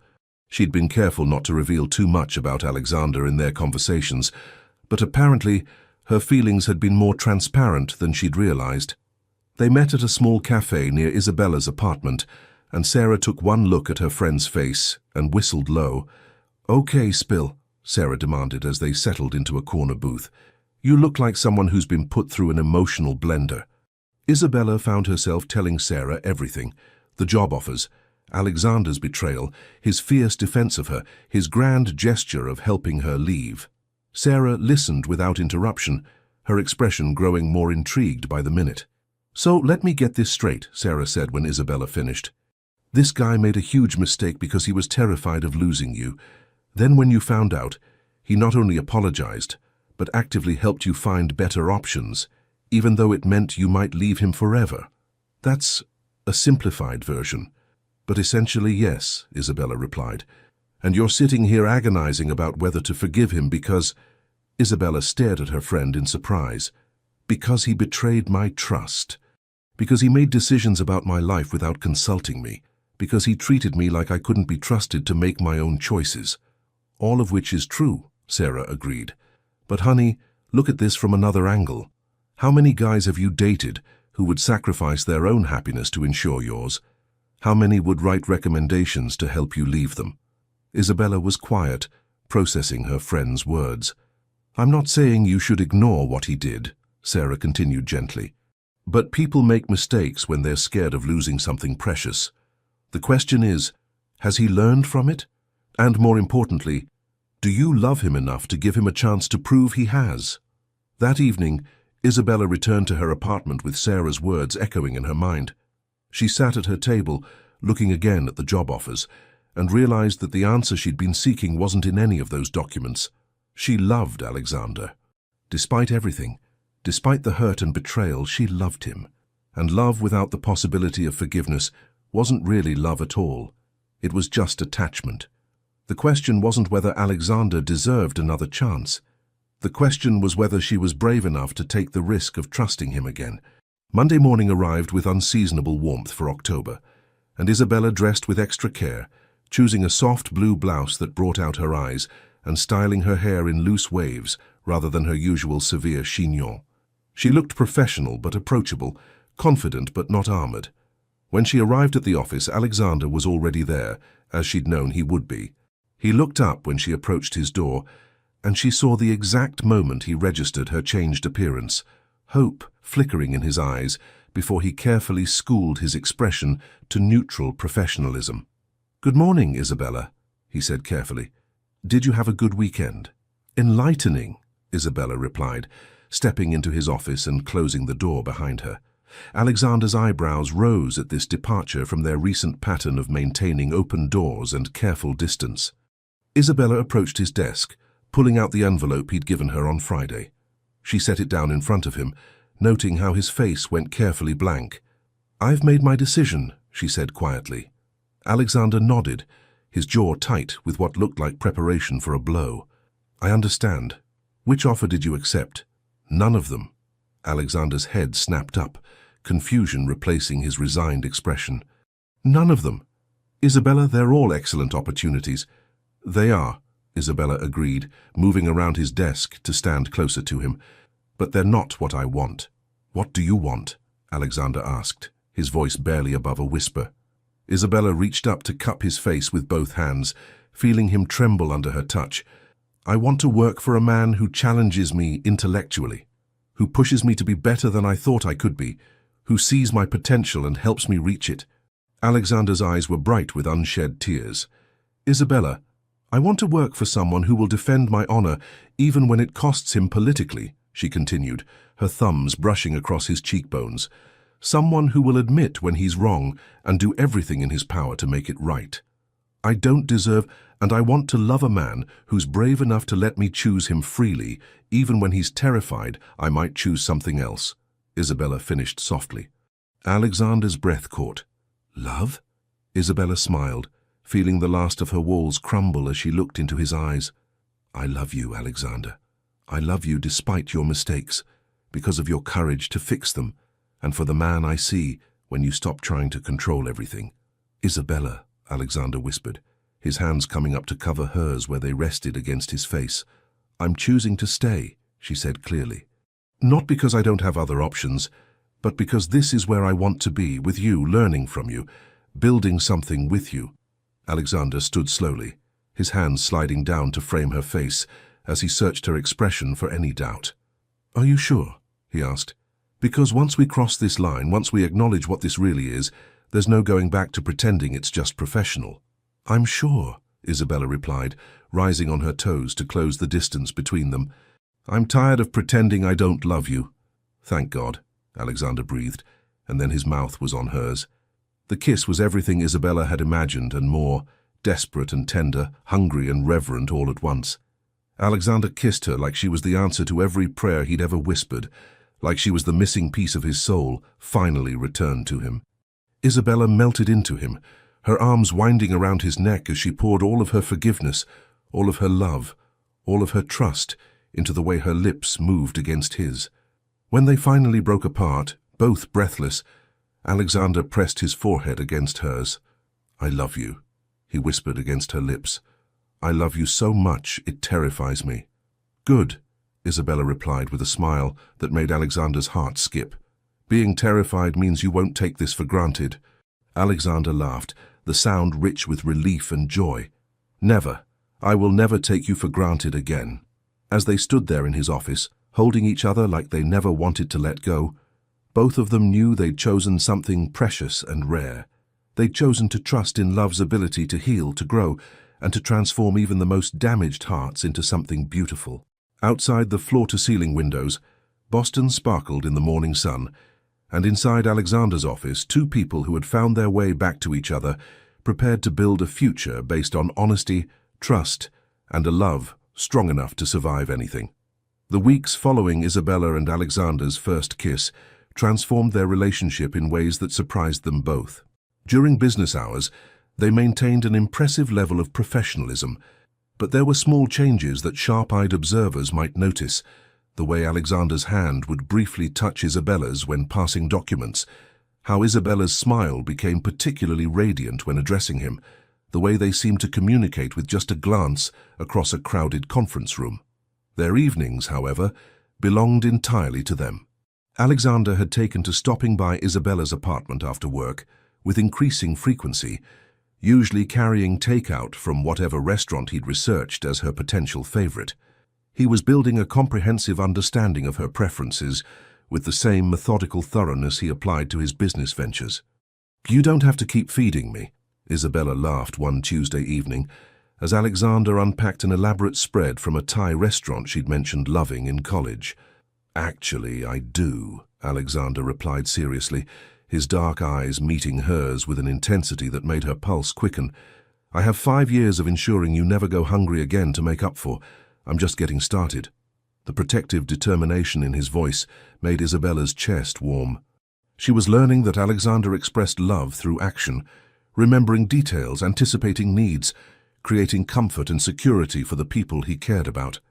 "Besides," Alexander added, with that soft smile that always made her knees weak, "I like taking care of you. It makes me feel useful." "Alexander Hastings, you run a multi-million-dollar company," Isabella said, moving closer to him as he arranged the food. "I think your usefulness is well established." "Not the same thing," Alexander murmured, his hands settling on her waist as she came within reach. "Anyone can run a company. Only I get to take care of you." The possessive note in his voice, so different from his earlier controlling behavior, sent heat flooding through Isabella's veins. This wasn't about keeping her trapped. This was about cherishing something precious. Their physical relationship had progressed slowly, carefully, as if they were both determined to savor every moment of discovery. Alexander would hold her hand during their walks, his thumb tracing patterns on her palm that made her heart race. He'd brush her hair back from her face during conversations, his touch always gentle, always reverent. Isabella found herself initiating contact too, straightening his tie when he visited her apartment, letting her fingers linger against his chest, or curling up against his side when they watched movies together on her small sofa. One evening in November, as they sat together reviewing a presentation for the next day, Isabella looked up from her laptop to find Alexander staring at her with an expression of such naked adoration that her breath caught. "What?" she asked softly. "You have no idea how beautiful you are, do you?" Alexander said quietly, reaching out to tuck a strand of hair behind her ear. "You're sitting there in your reading glasses and one of my old sweaters, completely focused on making our presentation perfect, and you're the most stunning thing I've ever seen." Isabella felt heat creep up her neck. She was indeed wearing one of Alexander's sweaters, a soft charcoal cashmere that she'd borrowed one chilly evening and somehow never returned. It was far too large for her, but it smelled like him, and wearing it felt like being wrapped in his embrace. "It's just a sweater," she said, suddenly self-conscious. "It's my sweater," Alexander corrected, his voice rougher than usual. "On you. Do you have any idea what that does to me?" The heat in his voice made Isabella's laptop suddenly seem irrelevant. She closed it slowly, setting it aside as Alexander's dark eyes tracked her every movement. "Tell me," she whispered. Alexander stood slowly, crossing to where she sat curled up in her reading chair. He knelt in front of her, his hands settling on either side of her legs, caging her in without touching. "It makes me want to forget about presentations and deadlines and every responsibility I have," he said quietly, his eyes never leaving hers. "It makes me want to spend the rest of the evening showing you exactly how much I love you."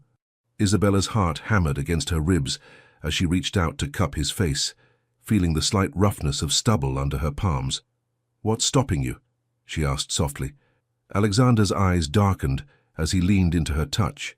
"The fact that once we cross that line, I'll never be able to pretend this is casual. You'll be mine, Isabella, completely, and I'll be yours in ways that go far beyond professional or even romantic." The intensity of his words made Isabella's pulse race, but it didn't frighten her. If anything, the promise in his voice sent anticipation flooding through her. "Maybe I don't want casual," she whispered. "Maybe I want to be yours." Alexander's control finally snapped. He surged up to capture her mouth with his, the kiss deeper and more desperate than any they'd shared before.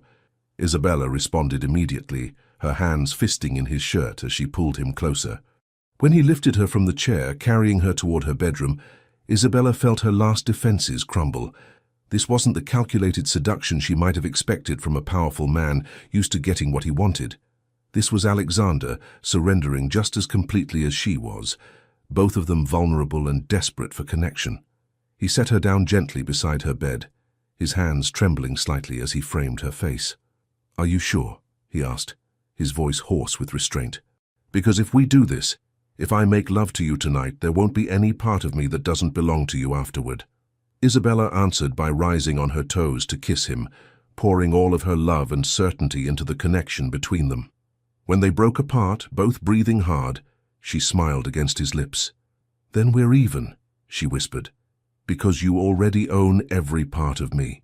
What followed was a revelation of tenderness and passion that left them both transformed.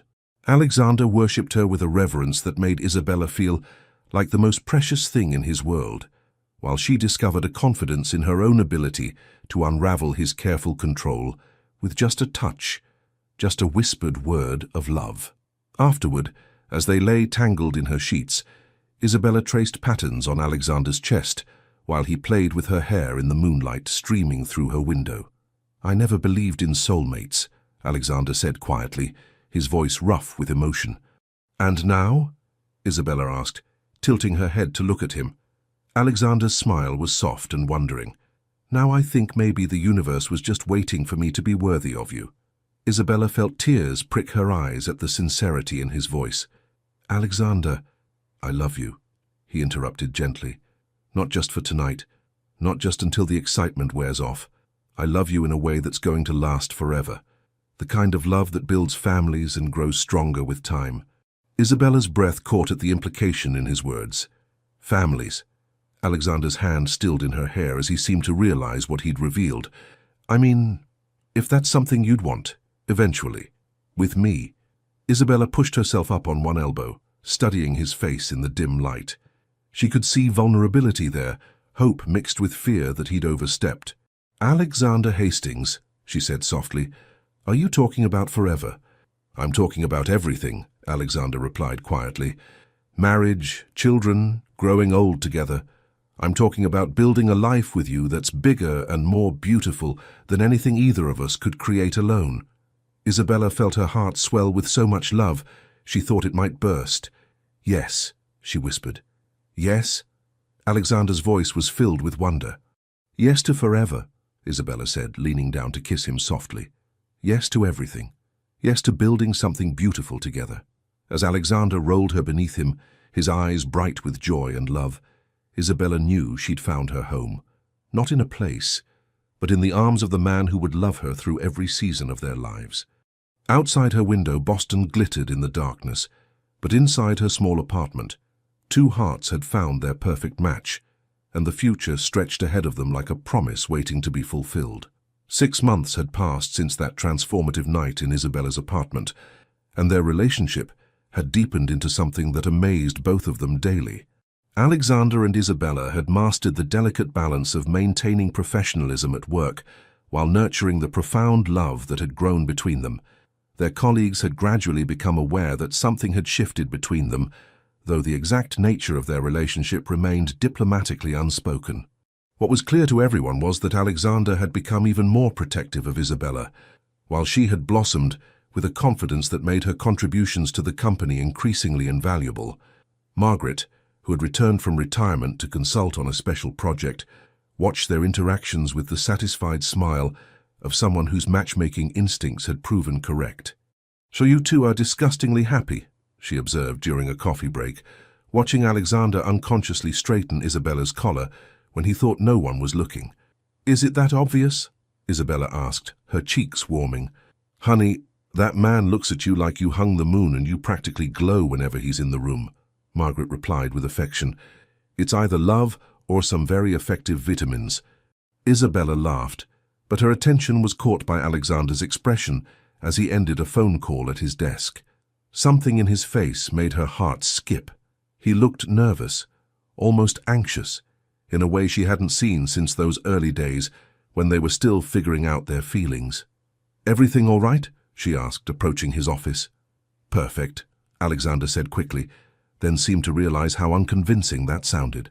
"I mean, yes, everything's fine. Just planning." "Planning what?" Alexander's smile was mysterious and slightly panicked. "Nothing you need to worry about. Actually, could you clear my schedule for this weekend? I was thinking we could take a trip."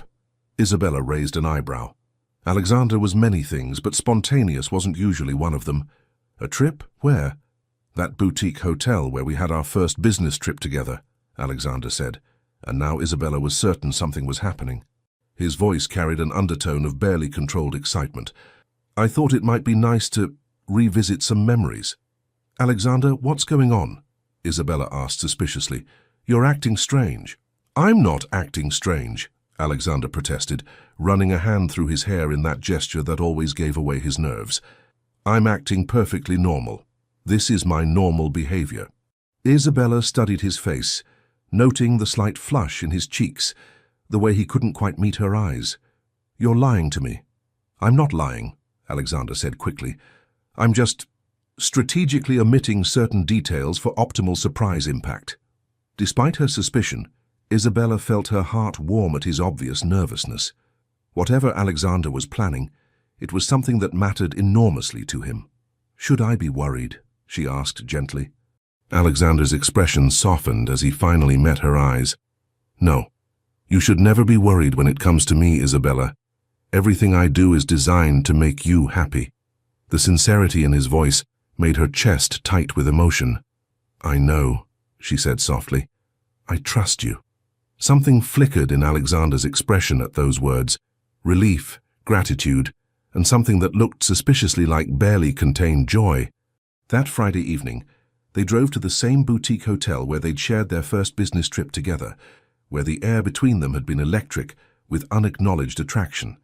Now, returning as acknowledged lovers, the symmetry felt meaningful in a way that made Isabella suspect Alexander had chosen this location very deliberately. Their suite was even more luxurious than Isabella remembered, with floor-to-ceiling windows overlooking the rolling hills and a private terrace that caught the last rays of evening sunlight. Alexander seemed increasingly nervous as they settled in, checking his watch frequently and adjusting the arrangement of flowers that had mysteriously appeared in their room. "Alexander," Isabella said after watching him rearrange the same bouquet for the third time, "whatever you're planning, you know I love you regardless, right? You don't need to be perfect." Alexander turned to look at her, his expression so tender it made her breath catch. "I need this to be perfect because you deserve perfect. You deserve everything beautiful and romantic and wonderful." "I deserve you," Isabella said simply. "Everything else is just details." Alexander crossed to where she stood by the window, taking her hands in his. "Do you remember what you said to me that first night here? When I asked what you wanted?" Isabella thought back to that emotionally charged evening when they'd been fighting their attraction so desperately. "I don't remember exactly. You said you wanted to work for someone who challenged you, who saw your potential and helped you reach it," Alexander said quietly. "Someone who would defend your honor and admit when he was wrong." Isabella nodded, wondering where he was going with this. "And you said you wanted to love a man who was brave enough to let you choose him freely," Alexander continued, his thumbs tracing circles on her hands. "Well, I want to spend the rest of my life being all of those things for you. I want to challenge you and support you and defend you and love you for the next 60 years. Alexander's voice grew rougher with emotion as he spoke, and Isabella felt her heart begin to race as she realized what was happening.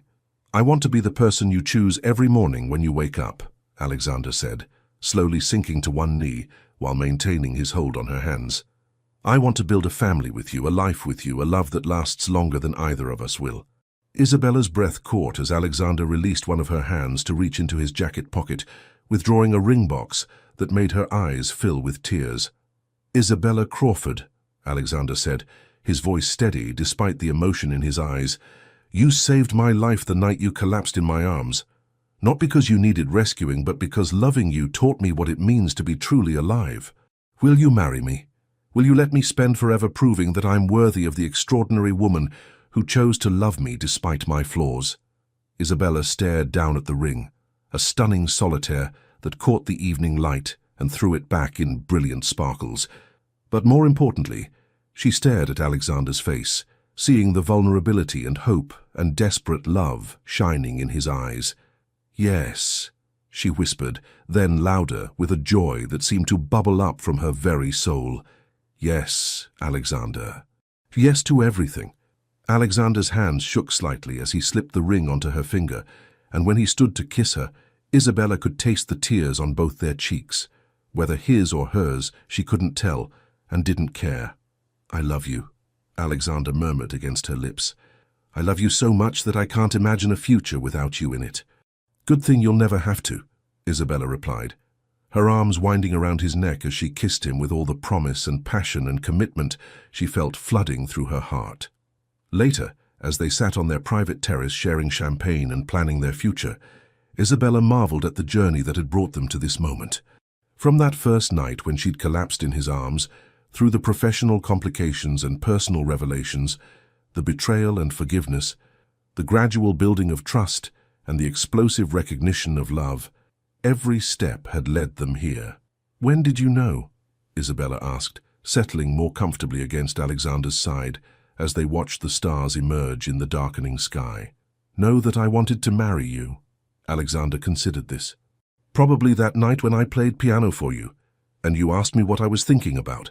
When I said you, and realized I wasn't just thinking about you in that moment. I was thinking about you in every moment for the rest of my life." Isabella smiled, remembering the raw honesty in his voice that night. "I think I knew when you defended me to Victoria, not because you protected me, but because you were willing to risk everything for my dignity. That's when I realized you didn't just love me, you respected me." "Always," Alexander said fiercely, tightening his arms around her. "I will always respect you, Isabella. Your intelligence, your strength, your right to make your own choices. What happened with those job offers will never happen again." "I know," Isabella said quietly, and meant it. The trust between them had been rebuilt stronger than before, founded on honesty and communication, and Alexander's demonstrated willingness to put her happiness above his own fears. As they sat together under the stars, engaged and in love, and planning a future that sparkled with promise, both of them knew they'd found something rare and precious, a love that had survived testing and emerged more beautiful for having been proven. Tomorrow they would return to Boston and begin planning a wedding, but tonight was theirs to savor, a perfect moment suspended in time when everything they'd dreamed of suddenly became real. "Forever," Alexander murmured against her hair. "Forever," Isabella agreed, and sealed the promise with a kiss that tasted like champagne and joy and the beginning of their beautiful life together. 2 years later, the garden behind the historic Beacon Hill mansion was transformed into something from a fairy tale. White roses and soft greenery created an elegant canopy over the assembled guests, while string lights twinkled like captured stars in the late afternoon sunlight. Isabella had insisted on an intimate ceremony. Just family and close friends gathered to witness the union of two hearts that had found their perfect match. Alexander stood at the altar, his hands clasped behind his back to hide their slight trembling, watching the garden entrance with an intensity that made the officiating minister smile. He'd been uncharacteristically nervous all morning, changing his tie 3 times and asking Margaret repeatedly if everything looked perfect. "She's going to be beautiful no matter what," Margaret had finally said, adjusting his boutonniere with maternal affection. "And she's going to marry you no matter what. Try to breathe."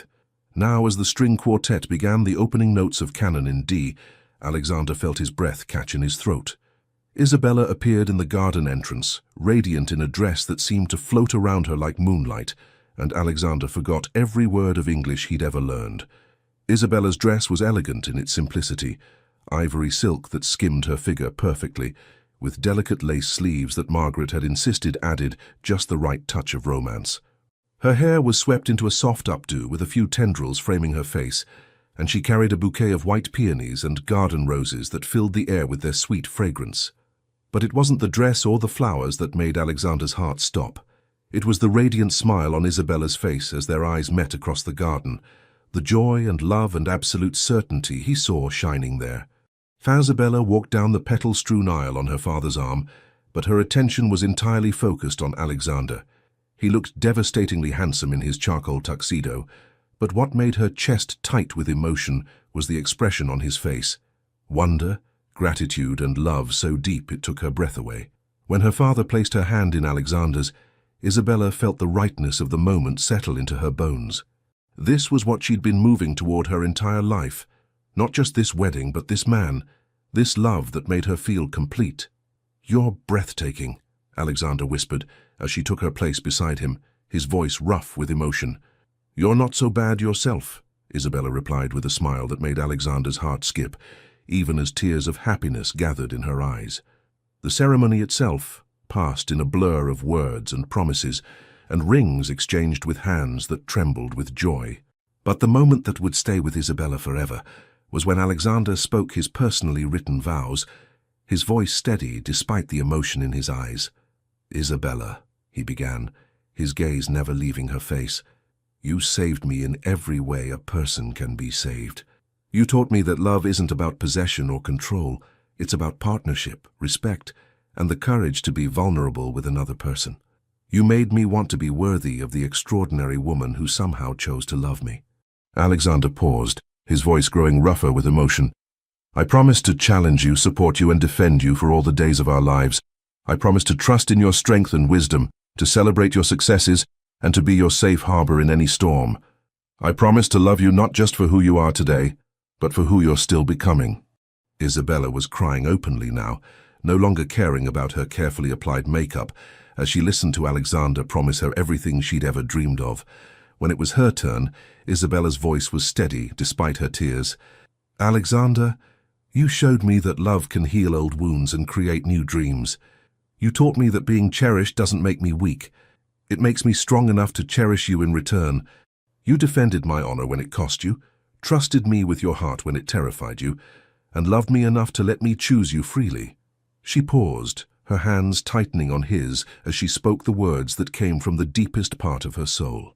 "I promise to be your partner in all things, to build dreams with you and weather storms beside you.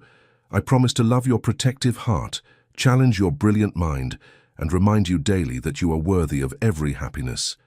I choose you, Alexander, not just for today, but for all our tomorrows."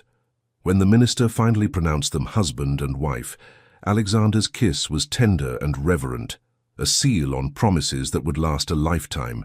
The garden erupted in applause and cheers, but Isabella and Alexander heard only each other, lost in the perfect moment of becoming officially, legally, eternally bound to the person they loved most in the world. The reception was held in the mansion's elegant ballroom, where ivory linens and crystal chandeliers created an atmosphere of timeless romance.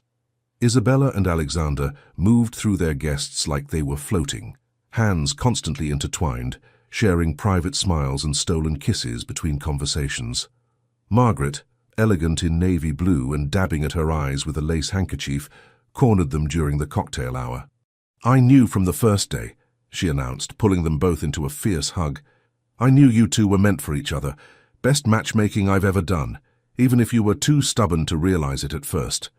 "You never said anything," Isabella protested, laughing despite her tears. "Honey, some things can't be rushed," Margaret replied with a knowing smile. "Love has its own timeline." Their first dance was to At Last by Etta James, and as Alexander held Isabella close, spinning her slowly around the dance floor, both of them marveled at how perfectly they fit together, not just physically, but emotionally, intellectually, spiritually. "No regrets," Alexander murmured against her ear as they swayed together. Only that it took us so long to get here, Isabella replied, pulling back to look into his eyes. What about you? Alexander's smile was radiant. My only regret is that I can't marry you again tomorrow. As the evening progressed, filled with laughter and dancing and toasts that made them both cry, Isabella realized that this was what happiness looked like. Not just the dramatic moments of passion and declaration, but this, surrounded by people who loved them, celebrating the beginning of their life together, secure in the knowledge that they'd found their person. Later, as they prepared to leave for their honeymoon in Tuscany, Isabella caught sight of herself in the mansion's antique mirror. She looked radiant, glowing with the kind of deep happiness that came from being completely, utterly loved and cherished. "Ready, Mrs. Hastings?" Alexander asked, appearing behind her and wrapping his arms around her waist. Mrs. Hastings. Isabella felt a thrill of joy at the sound of her new name, at the promise it represented. "Ready for anything as long as it's with you," she replied, leaning back against his chest. As their car pulled away from the mansion, carrying them toward their honeymoon and their future, Isabella reflected on the journey that had brought them here. She'd started as a struggling graduate with dreams of success, and she'd found so much more than professional achievement.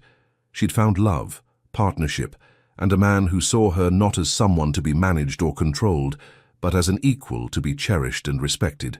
2 years later, the executive suite at Hastings Development Group buzzed with controlled chaos as Isabella Hastings, now the company's VP of Strategic Development, tried to manage both a conference call with international investors and the fact that her husband was pacing the hallway outside like a caged tiger.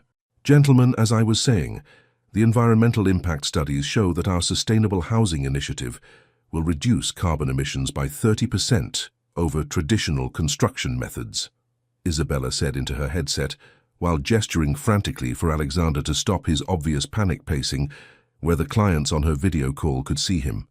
Alexander, the most powerful businessman on the East Coast, had been rendered completely helpless by the fact that Isabella had been experiencing contractions all morning and was absolutely refusing to go to the hospital until she finished this crucial presentation.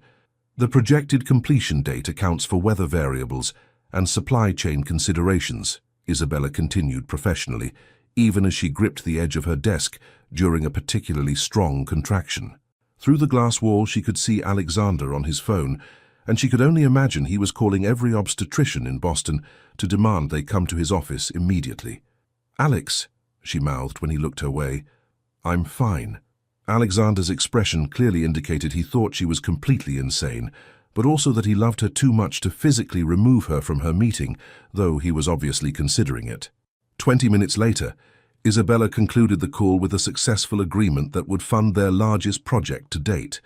As soon as she hung up, Alexander burst through her office door. "Hospital. Now," he said, his voice carrying the kind of authority that normally closed million-dollar deals. "The contractions are still 10 minutes apart," Isabella protested, even as she stood and had to brace herself against another wave. "The doctor said not to come in until they're 5 minutes apart." "Isabella Hastings, you are not having our baby in this office," Alexander said firmly, though his hands were gentle as he helped her gather her things. "I don't care what the doctor said. I've read 17 books on childbirth in the last month, and I'm not taking any chances." Isabella laughed despite the intensity of her contraction. 17 books? "I wanted to be prepared," Alexander said, his protective instincts in full force as he guided her toward the elevator. "I've also interviewed 12 pediatricians, researched the safety statistics of every hospital in Boston, and arranged for the best obstetric team on the East Coast to be on standby." "Of course you have," Isabella said fondly, leaning into his strength as they waited for the elevator. 4 hours later, Alexander sat in a hospital bed, cradling his newborn daughter, tears streaming down his face as he stared in wonder at the tiny person who had just changed his world forever. "She's perfect," he whispered, his voice rough with emotion. "Isabella, look what we made. She's absolutely perfect." Isabella, exhausted but radiant, watched her husband fall in love with their daughter and felt her heart overflow with happiness. "She has your eyes," she observed softly. "And your beautiful mouth," Alexander replied, gently touching their daughter's tiny hand. "And hopefully your intelligence and strength." "What should we name her?" Isabella asked, though they'd been debating names for months without reaching a decision. Alexander looked up from their daughter to meet Isabella's eyes, his expression soft with love and wonder. "Hope," he said quietly. "Her name is Hope, because that's what you gave me the night you fell into my arms. Hope for a future I never imagined I could have." Isabella felt tears slide down her cheeks at the perfect rightness of the name. Hope Hastings. It's beautiful. As Alexander carefully transferred their daughter back to Isabella's arms, he settled beside them on the hospital bed, wrapping his arms around his family. "I love you," he murmured against Isabella's hair. "Both of you. More than I ever thought it was possible to love anything." "We love you too," Isabella replied, watching their daughter sleep peacefully between them. Outside the hospital window, Boston sparkled in the evening light. The same city where a young woman had once collapsed from hunger in a powerful man's arms, changing both their lives forever. But inside room 347, surrounded by flowers from well-wishers and filled with the soft sounds of new life, a family had been born from a love that had overcome every obstacle, grown stronger through every challenge, and created something beautiful enough to last for generations. As they sat together, Alexander, Isabella, and baby Hope, all three of them healthy and whole and wrapped in the kind of love that poets write about, it was impossible to imagine that this perfect moment had begun with fainting from hunger at a corporate event.